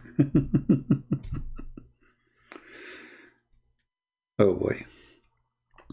Anyway, so we better stop here. Some people, they act weird. They don't know what's wrong. I forgive you, even though you are being annoying. Some of you don't mean bad. And forgive me if I make my comment. But I'm trying just to tell you, please, you know, I keep this program open for Muslims, not for you. The chat is open for all of you. Everybody is welcome. Here we go. I'm reading the chat. My eyes are hurt, by the way. How many hours I'm reading the chat? The chat is reflecting. You see, I am the one who concentrate, trying to follow every single chat of yours. And that is not enough. You want me to watch Pal Talk too. Lord have mercy. Do we have any Muslim before we go for today? Mayday, Mayday. Last call. Quality of life. Will we have no topic to talk about quality of life? What will we talk about? I mean, we talk about many things there. I mean, I don't know. And you know that the quality of life, when we go there and we speak about things which is kind of personal, people get upset. I don't agree with you. I don't, you know, go, leave me alone. I'm not your shrink. It's very hard to speak about things which is touching personal life of people, because everyone, he imagine his life in the way he want. And when you try to give him an advice, sometimes your advice might be wrong, because you don't know the person, you don't know the nature of his life, you don't know the circumstances of his life, and you try to adopt an advice based in your experience, so it can be wrong sometimes. However, even if it is good, people are very sensitive. And I am a person who don't sugarcoat my words. I cannot. I try sometimes to be like, let us say, nicer. It doesn't work with me. I say things as it is. So if you want to listen to me, sometimes I make fun of your text, but I don't mean to insult you. But I am a natural person. I say things as it is. So if you sit with me in conversation, I will say the same to you, even if you are my closer friend. With no hesitation. Nothing will change on me. This is how I am. You might like me for it, you might hate me for it, but this is how I am.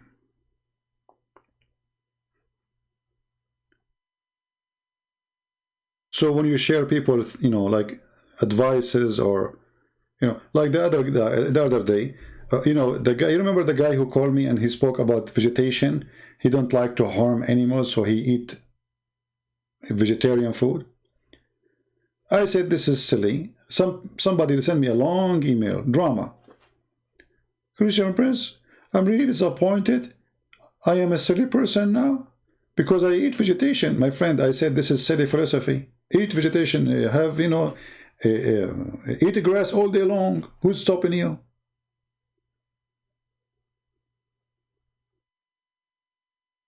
They get hurt, my friend. It doesn't matter what you say. I said to the guy, this is silly philosophy. Because when you claim that you are vegetarian, you are lying to yourself. You are not vegetarian. For trees and grass, they eat meat. If you bury a fish or a human being in the ground, who is the one who's going to eat him? Bacteria and trees. The roots of the trees will suck the person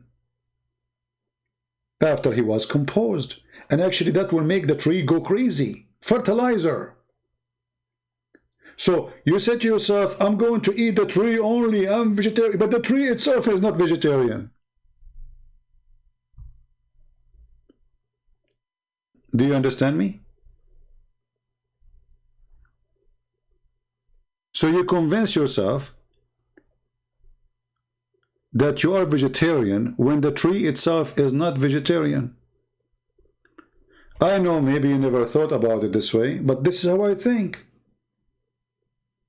I'm a thinker. You are a follower.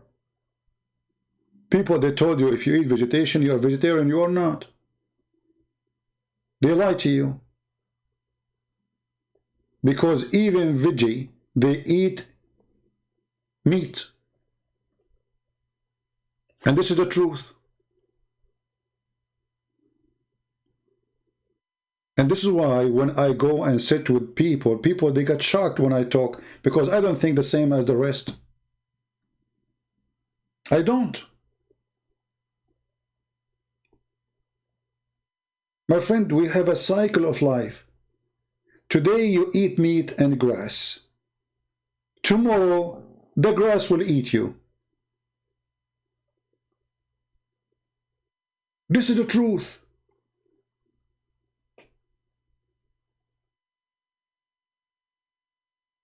And they don't want to listen. Hey, Digital, how are you? My friend, I'm silly, but you are smart. Do you want to show us some if you're intelligent? Digital? As long as you are smart, maybe you can share with us some if you're intelligent, if you wish. Who is Imam Mahdi in Islam? Supposedly he is coming from the lineage of Muhammad, and he was born of a woman from her thigh. But all of those is very fiction stories. No problem, Digital. But the stupid, Digital, is that somebody listening to someone say stupid things and he said listen to him. That make you really stupid. I mean, imagine that somebody is saying stupid things and you open your computer and you look for his page in YouTube and you sit like a puppy listening to him, and then you believe he is stupid, but he is still here. In the same time, you don't dare to call him and to show him how stupid he is, but you call him stupid. It's very easy. Obviously, you are a genius. I find it embarrassing that somebody says to somebody, you are stupid, yet he is listening to him. Very weird. I think your wife, she put you in the kitchen and she forbade you from coming back to the bedroom. And you said to yourself, what I will do now? I better go and listen to Christian Prince. Silly. What do you think about Joseph Paul? I don't know who is Joseph Paul, my friend. Who is Joseph Paul? Should I know him? I don't know who is this guy. Is that the guy who they were going to deport him from South Korea? I heard the news that they, thank God, look like the prayer of people and the work of prayer work. They will not deport him no more, and he will stay and he will live in South Korea. I'm happy for him. All right.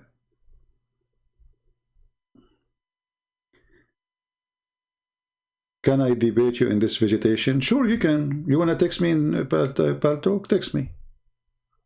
You want to debate me about vegetation? Get out of here, donkey.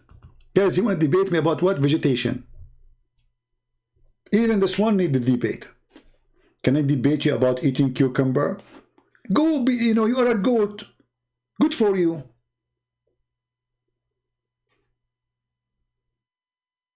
Good for you.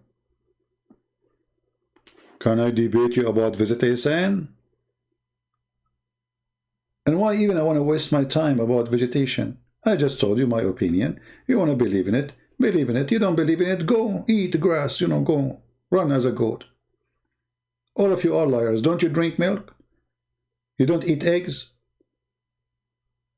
You don't use any, because simply, if a person he eat only vegetation, he will be unhealthy, because vegetation will not provide you with everything your body need.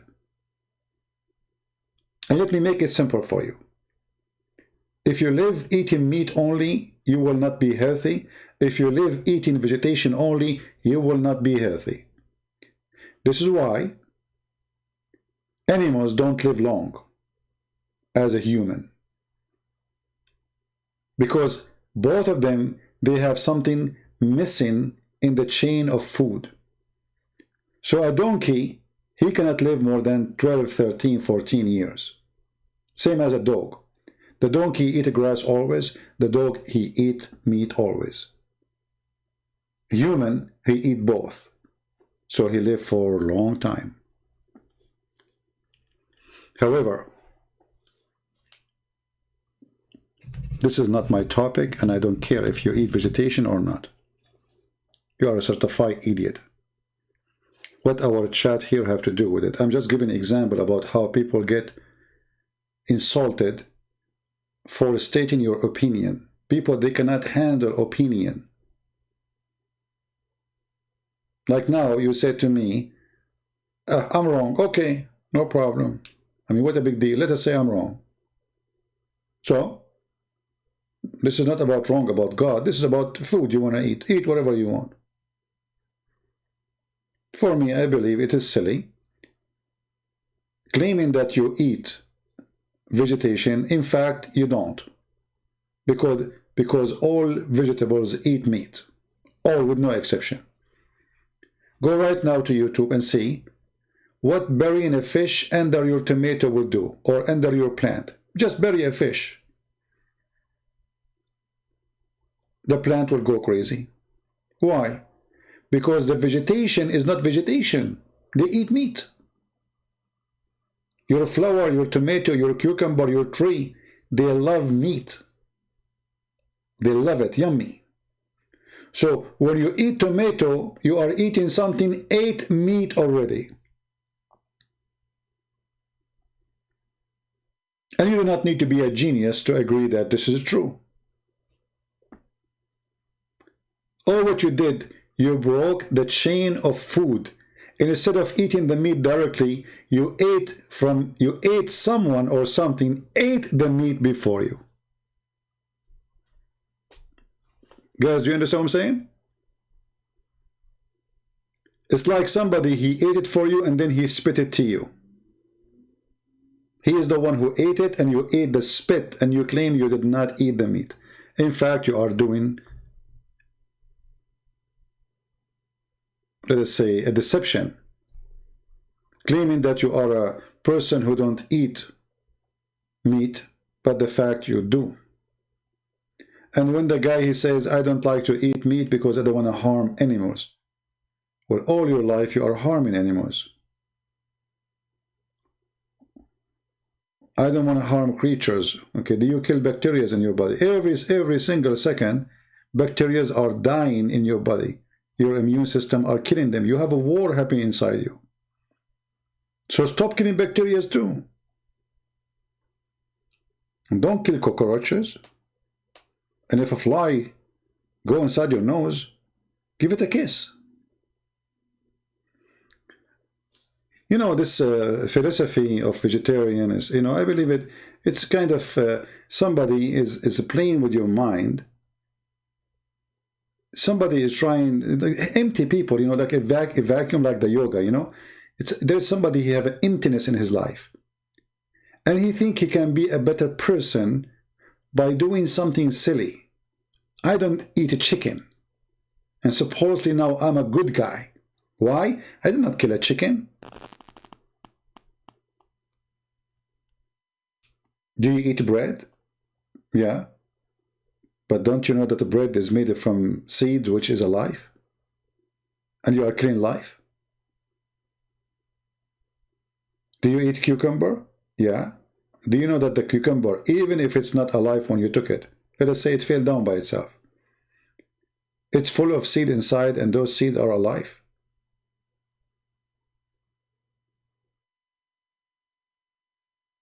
It's kind of hypocrisy and silly, silly, like self-deception. You make yourself believe. Like there's an Indian guy, he posted something in the previous video. He says, if you believe that being a pig is good, pig is good. And he's right. So many of them, they act like, and I'm talking about people, whatever people are, they act like pig, but believe acting like a pig is good, so he's good.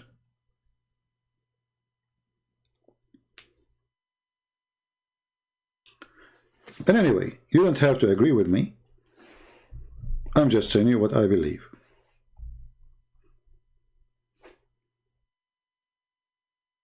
All right? But if you are a vegetarian, I'm telling you, you are fooling yourself. You are not vegetarian. Go and eat normally.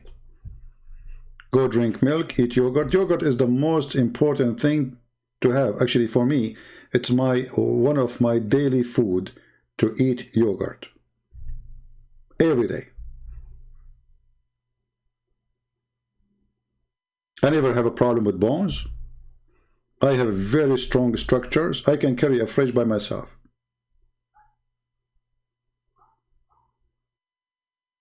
So imagine I say, okay, I'm not going to drink milk. I'm not going to eat yogurt. I'm not going to eat this soda. What you will eat? Always something will be missing. And yes, I advise people to eat yogurt. I make my own yogurt. I don't buy it. It's wonderful yogurt. If you can have yogurt every day, it's very healthy. It's good for your bones. It's good for your teeth. It's good for your skin. It's good for your health. It's good for your heart. And not only that, eating yogurt will fight bacteria, because the yogurt itself is a good bacteria. See, when you eat yogurt, you are eating bacteria, literally. But this is a good bacteria. So when we say we want to be vegetarian, we are fighting our body. Our body is designed in a certain way.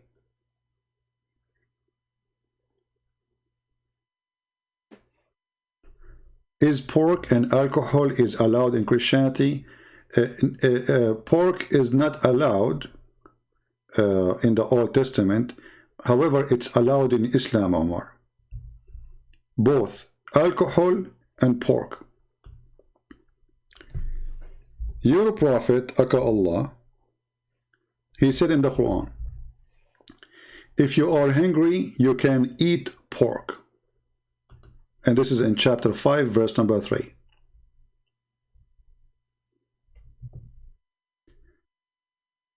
The translation here is saying, but for him who is forced into severe hunger, there is no problem if he eat pork. So yes, you can eat pork. And you give yourself an excuse. What is that? Is hunger. And here you see the hypocrisy of the Islam. Because either pork is bad and should not be eaten at all, no matter what, or pork is useful and we can eat it. In the Old Testament, pork is forbidden for a very simple reason. For those animals, they grow in the field and they eat even dead bodies. Today, that excuse does not exist, because if you grow them in the farm and you are the one who feed them, they are the same as your sheep. But if you go after a pig, let us say you go for a hunt, and then you kill a pig, you don't know what this pig ate, and especially in the old days where dead men, they're thrown in the field, war and etc. So pigs, they come and eat them. This is why it was forbidden. But in your religion, you eat a pig who ate a human. If you are hungry, it's in front of you. Same time, your God, he praises alcohol and says that it is a sign and a miracle from Allah. And Muslims always, they try to make themselves like we are better than you. We don't drink alcohol. The fact all your religion is based on alcohol, to the point in heaven of Allah, there's rivers of alcohol. So if you claim to be a good person for not drinking alcohol on earth, what kind of God he made you drink non-stop in heaven? if drinking is bad? And this is your God, Allah, speaking highly of alcohol, claiming that it is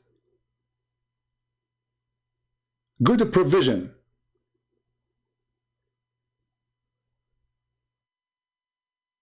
And it is a sign from Allah. It's a miracle. Here you see the hypocrisy of the cult of the Mohammedan. They speak to you from above when the fact above is down. Their prophet was a drunk. Even the Muslims, they used to drink behind their prophet, and they are totally in the stage of collapse. To the point the Arab, they were making fun of them. And this is the only point where Muhammad, he says, don't go too close to the prayer when you are drunk. Have you ever heard of such a religion? So all this time Muhammad is okay with drinking, and Allah is okay with drinking, until they start making fun of him and his followers,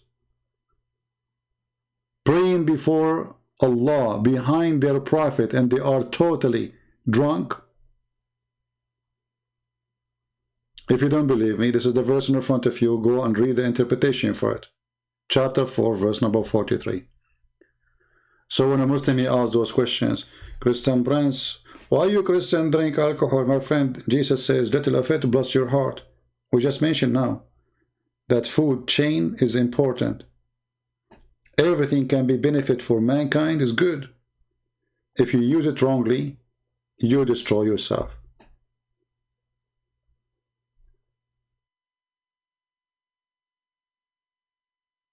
Do you understand me? This is a proof of our point. Little of it, bless your heart. And even scientists prove, and doctors, that those who have a problem with their heart, they better take every day, as if it is a medicine. Alcohol, it's a medicine. And alcohol was a great way to fight infection for tens of centuries. So if you are saying alcohol is bad, then Allah is stupid, because alcohol is not bad. It is what you do with it. Do we agree, people? It's like saying a knife is bad, but knife can be very useful. Imagine we don't have a knife. How we will eat?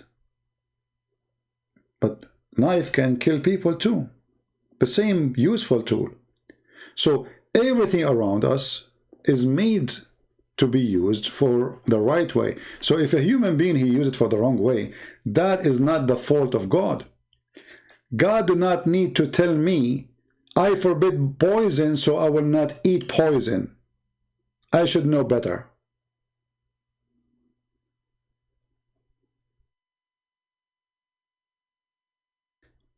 But you can play silly and says to me, why your God? He says, even if you drink, the Bible says, even, that nobody can harm you, and even if you drink poison. But this was not about drinking poison, even if some they say it is. Poison is the poison of this earth. Ideas, belief, false religion like Islam. This is poison. Because Jesus said, don't fear those who kill the flesh, but the one who destroy the spirit. I remember, we Christians believe that Jesus, our Lord himself, was crucified and killed. So how nobody can harm us? And we as a Christian believe, and we will understand, that every single one of the disciples of Jesus was slaughtered, killed. So how come we are not going to be hurt? So we have a clear understanding of our Bible, but you don't have.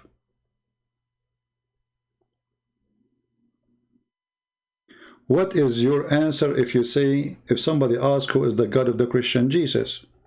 Very simple. And the reason I say Jesus right away, because if I explain to him about something he's unseen, he might say, prove it to me, maybe it exists, maybe. Can he say Jesus not exist? Jesus. Who is the God of the Christians? Why we are called the Christians? Because we believe in Jesus, Christ. So why that is even a question? What is the God of the Christian? I mean, this is really hard. What the Christians God must be Hindu. They are Christians. They are called the Christians. So obviously their God is a Christ.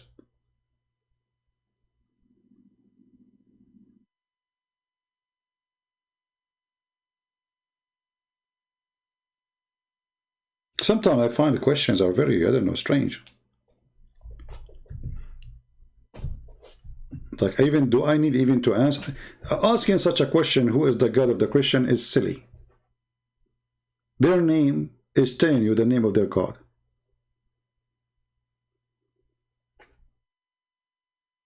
Any other question?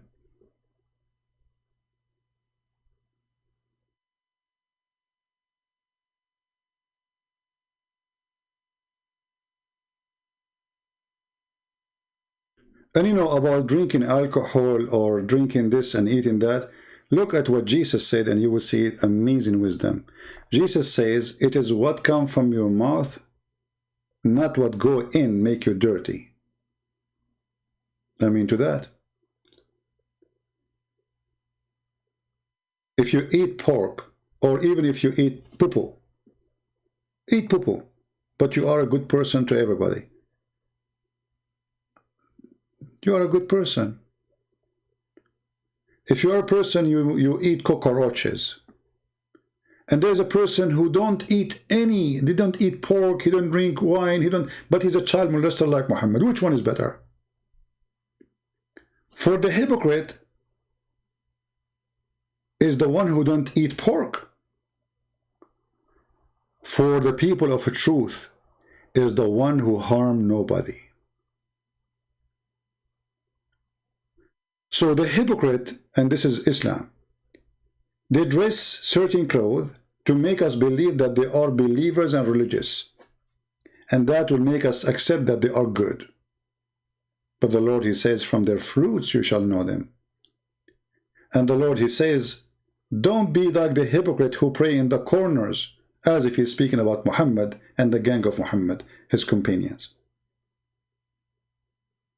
And until now, sadly, Muslims, they practice the hypocrisy of Muhammad. They go in the corner, in the street, and they pray, so everybody will see them. While Jesus forbid us from doing that.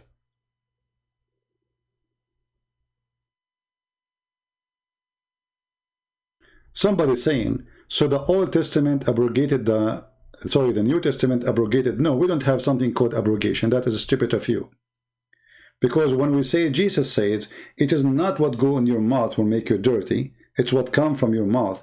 Jesus is correcting their understanding for the Old Testament. The Old Testament speaking about the benefit of the man. So Jesus said, Sabbath was made for the man, not the man was made for Sabbath. The Jews made it the opposite. God, he forbid them from working in Sabbath. So they made it what? They made the man a slave of the Sabbath, when the fact God, he forbid them from working in Sabbath because they are greedy. They want to work 7 days a week. They want to make money 7 days a week. And they want to make even their servant work with them 7 days a week. So when Sabbath come, servant, he go and rest. You cannot force him to work. It was number one for the benefit of those who work for those rich ones. Because not only the owner cannot work, everybody in the house cannot work. So Jesus did not abrogate. Jesus explained to them their ignorance. That God don't need your Sabbath. Do you think God, he care if really work in Saturday or not? I mean, is that will harm him? Sabbath is made for the man. The same as forbidding pork. It was for a health reason. It was for the man benefit, not the opposite. Otherwise, God himself, he created the pig. Isn't it you Muslim, you say that the Quran says Allah told Adam, go and eat whatever you in the garden? Whatever there, everything was halal. Isn't it your God, he says this about Israel? Just to show you the ignorance of Islam. You know, Muslims, I never saw, by the way, a Muslim, he knew what he's talking about. all the food is halal to Israel, including pork, and the Quran says that. Do you see it?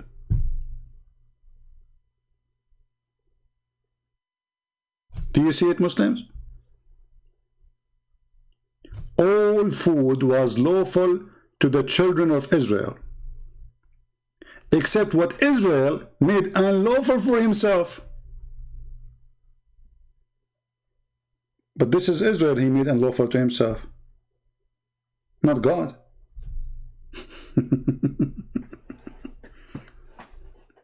My friend, don't go there. You do not know your stupid cult. And as we said, use their stupid book to get them busted. He changed the topic. Look, look, look. Look how fast he switched. Do you see how fast they switch? The needle was so big, and now it is time to switch the topic. Which Bible is more good to read? Look at this genius. Which Bible is more good? My friend, you see, you Muslims, you help me to spank your God. We don't believe there is a Bible more good to read from the other. But I can show you a verse in the Quran. Allah is saying he will make Quran better than the Quran. This is a new stupid religion. For us, we don't have a Bible better than other Bible. For you, you do.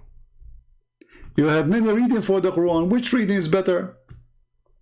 And Allah, he said,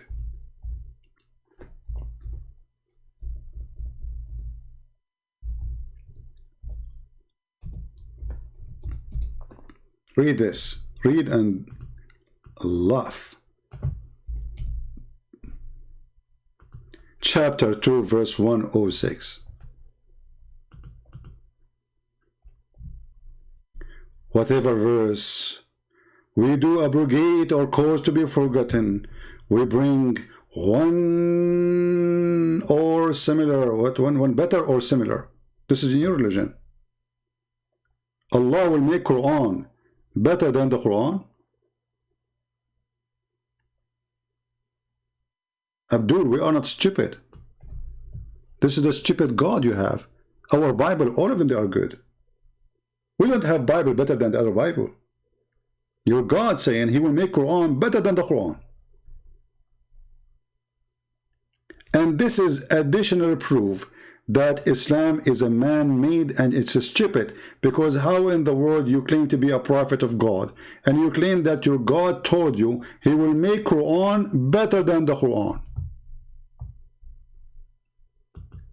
This is a statement of a certified donkey. And notice, my friend, I'm tired, so I'm not thinking fast right now. I've been here for many, many hours all day long. But you are not. You and your religion and all your believers, you cannot match me for a second. Even if I am asleep. Whatever you say, I will get you busted in the speed of light. Your God is fake, and he made your processor so slow.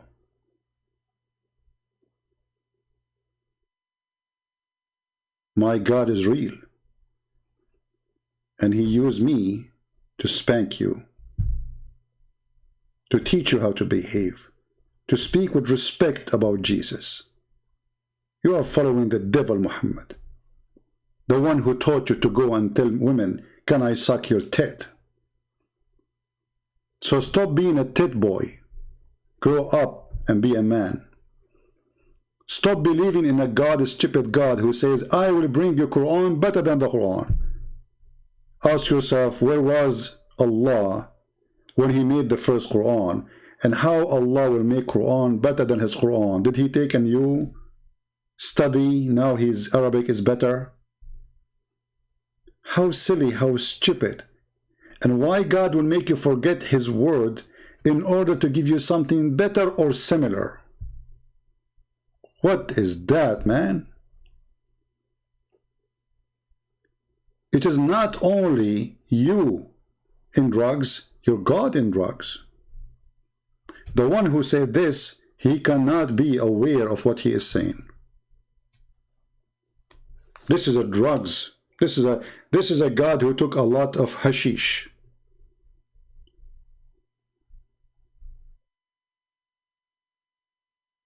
And this is why they don't dare to call me. They knew what will happen.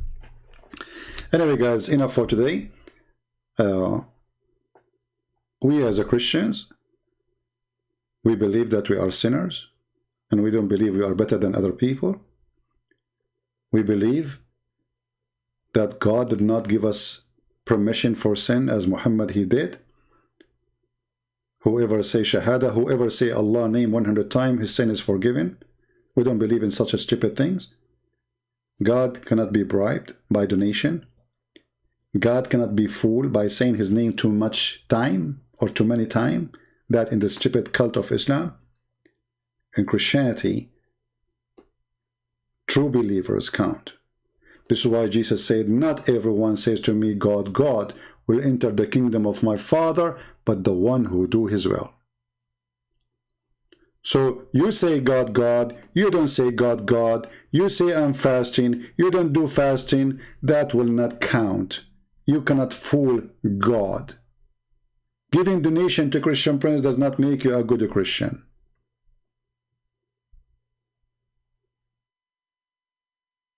I'm not Muhammad, who said if you pay me money, you go to heaven.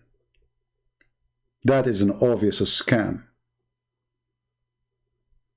And you cannot bribe God by your money. Otherwise, only rich will go to heaven. And your prophet, the thief, he stole Jesus' statement about the rich, how hard it is to go inside the eye of a needle. And Muhammad, he stole it and he said exactly the same. For he's a thief.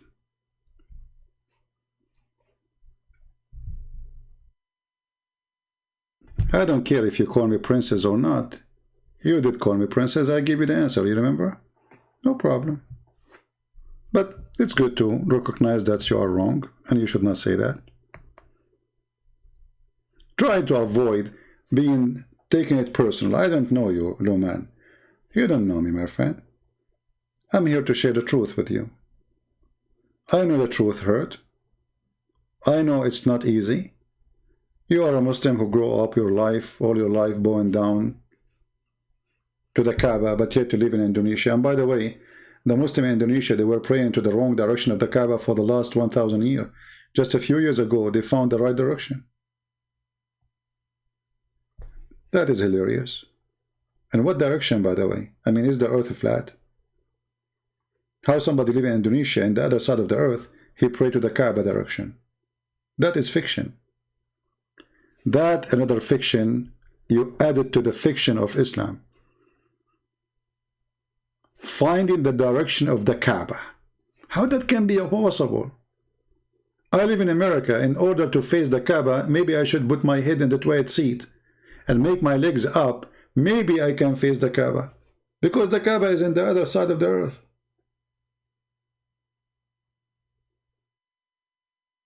So when you come and you question what we do, why you don't spend some time and question yourself first? What about we question the dignity of Muhammad, who said woman she can give her boobs to a stranger to suckle her? What about we question a rapist, a criminal, a thief, who made a crime as a blessing from his God, as a privilege?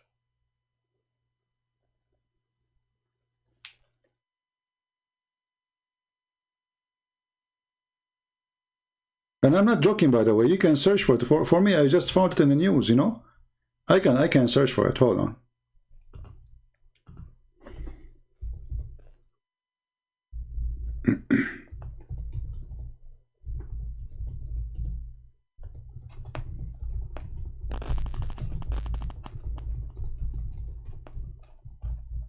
I found it in the news the same as you do, you know. I'm not... This is the station of the devil, CNN. But you can find the news from anyone you want. Actually, this came from I think first time they heard about it, they are copying an Indonesian news agencies. Indonesian Muslim praying to the wrong direction. 2010. For more than 1,000 years, Indonesian praying to in the direction of Libya. As if I remember what they said in that article at that time.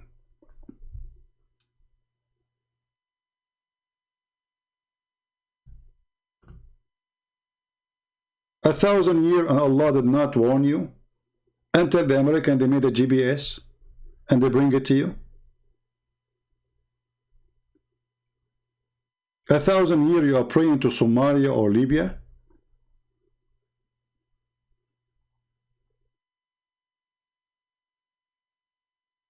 It's not like a year, a 2 year, a 50 year.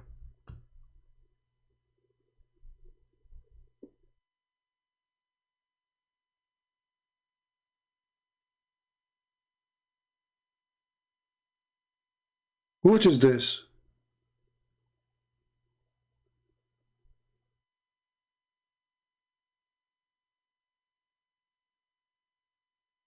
I mean, really, I feel sorry for the Muslims in Indonesia, honestly. This is religion, really. And this God, he made you go, you know, lose all these years. You do not know what you are praying to. When Muhammad, he says, pray in the direction of the Kaaba, don't he knew that if you go 70 miles away, you will lose your direction? How will you find the Kaaba direction? How you know you can find the Kaaba direction anyway?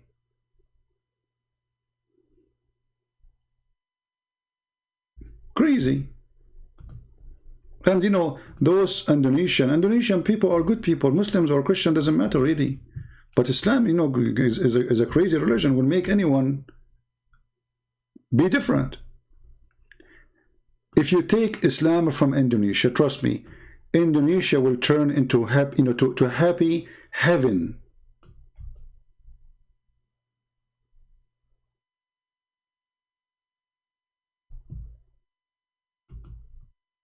This is very beautiful country, and the people there are beautiful too, regardless of what religion they go to.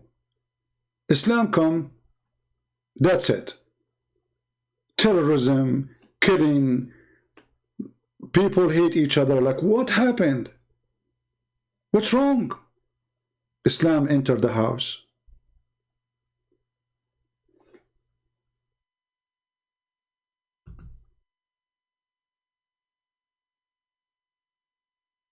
The devil enter, peace leave, love disappear, and suddenly their fellow citizen, their own people, and actually those people are your people, those are your family. So what if they are Buddha? If they are Buddha now, we have to kill them because they are Buddha? Or they have different religion, or they are Christian?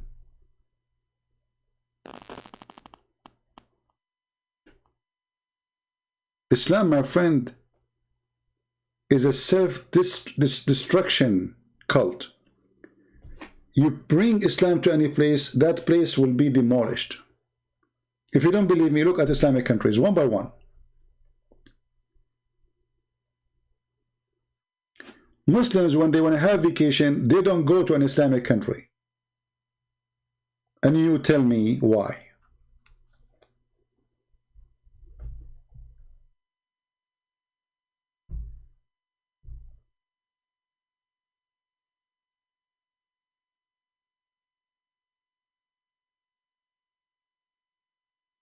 Yeah, I heard about him, and I heard that now he granted refuge in South Korea, and which is very, very good news. Guys, I'm really getting tired.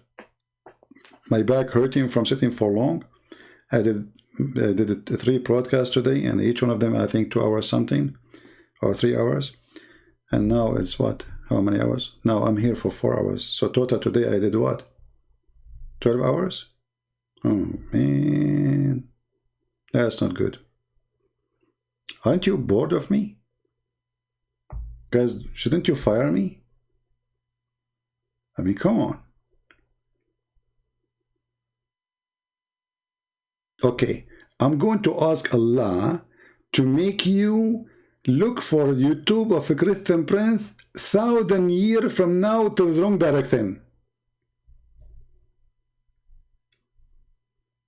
Okay? Allah, can you make those people not to find my YouTube for the coming 1,000 years and go in the wrong direction?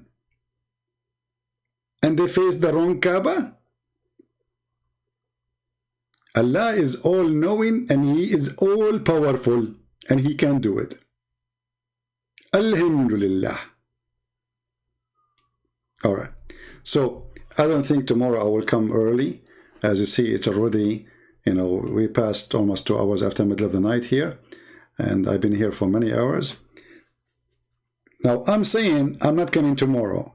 I'm not sure how truthful that will be. And you know, the problem is, when I see somebody saying something stupid, I boil, you know. I say, like, I just left, man. I just, come on, like, don't go live. And then I fight myself to go or not to go. You know, like Allah, He says, I'm going to make Quran better than this Quran. So I may say to myself, okay, I answered this question. I'm going to answer it again. And now I'm going to answer it better than the previous Quran. Okay? I will make a video similar like this video or even better. I learn from Allah. Alhamdulillah. Aman Rabbi Aman. And by the way, Indonesians, if you are listening and if you are a Muslim Indonesian, can you please do me a favor? Ask your scholars, your sheikh, those guys who get $5,000 to make a speech. I mean, $5,000 to make a speech. I am here for the last 4 hours. I did not get $5. Can you ask them to call me, to debate me, to get me busted? I mean, do something. Muslims in Indonesia publish everywhere, says, who is going, brother, there's a lot of Indonesian leaving Islam because of this guy. Brother, who is going to get him busted, brother?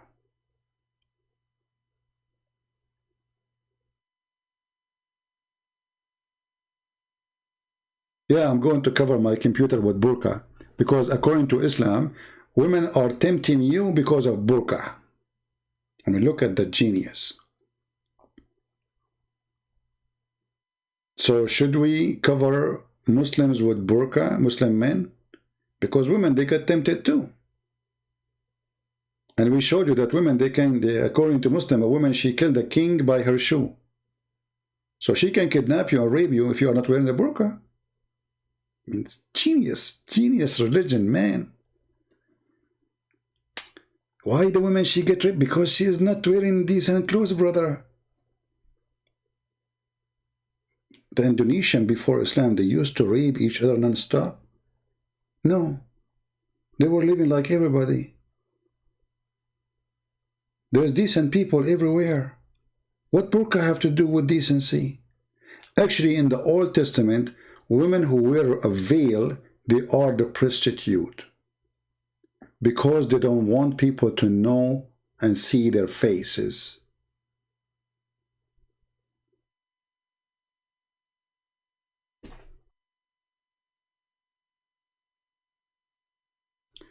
My friend, Lanoon, there is nothing is called public debate. For now, we are in public. Aren't we right now in public? How public we can be more than this? It costs nobody. It doesn't cost you. It doesn't cost me. Everybody's staying home and perfect for the sake of Corona. And don't worry about my safety. I'm not really, you see, if I'm really worried about my safety, I want to be saying one word. I want to be writing books. I'm the last one who is worried about his safety. But I'm not willing to go anywhere to debate anyone because that can be done here. I am in the internet. And they can debate me in the internet. Because people are interested in your question, my answers, my questions, your answers, not your present. I'm not God, you are not. and nobody need to worship you, neither to worship me. So if you accept to believe in God without seeing him, why you don't accept to debate me without seeing me? People are thirsty for answers, not for a fashion show.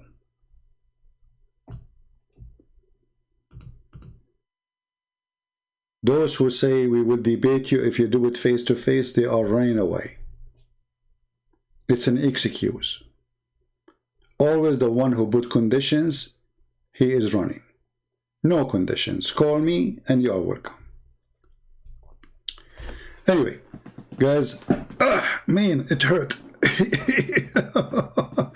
I better go. Already we passed the 4 hours, 3 hours and 52 minutes. I mean, 53 minutes. Okay, guys, thank you very much for being here. And I pray to the Lord that your children, your family will stay healthy, strong. I pray that all of you, you will be good to your house. You will be decent. I pray that all of us will serve the Lord. We love the Muslims. I pray that hate will never enter our heart. I pray that we will never be violent people. I pray that people, they will open their heart to the truth. And if somebody is bad, learn how to forgive, for this is better for your health. You are not doing him a favor, trust me. You are doing a favor to yourself.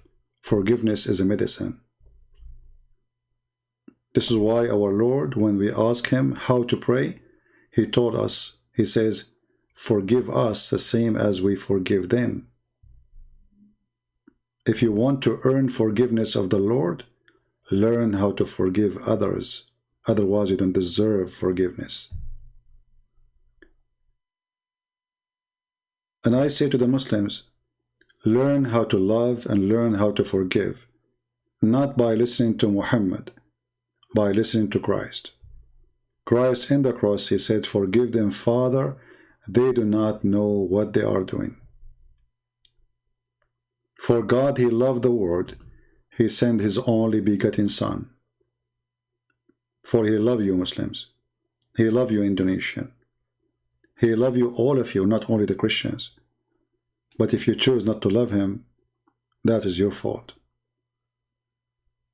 The Lord, he says, come to me, and I will comfort you. Knock at my door, and I will open for you. Muhammad will not comfort you. He is dead. We are talking about the living Messiah. His name is amazing. He is born as a miracle, and he is a miracle. His death was a miracle. His life is a miracle, and now he is a miracle. For God is a miracle.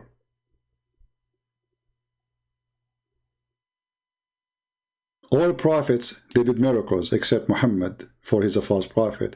But there's no prophet himself was the miracle. Jesus is the miracle. For God is a miracle. And that's why none can explain God. Because we call something or someone a miracle because it is impossible to explain what happened. And that is the Messiah.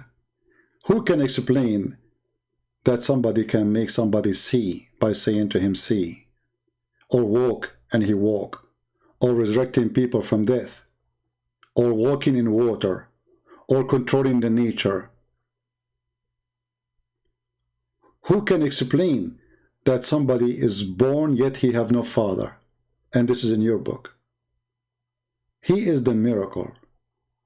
Not only he did miracles, that is my Lord.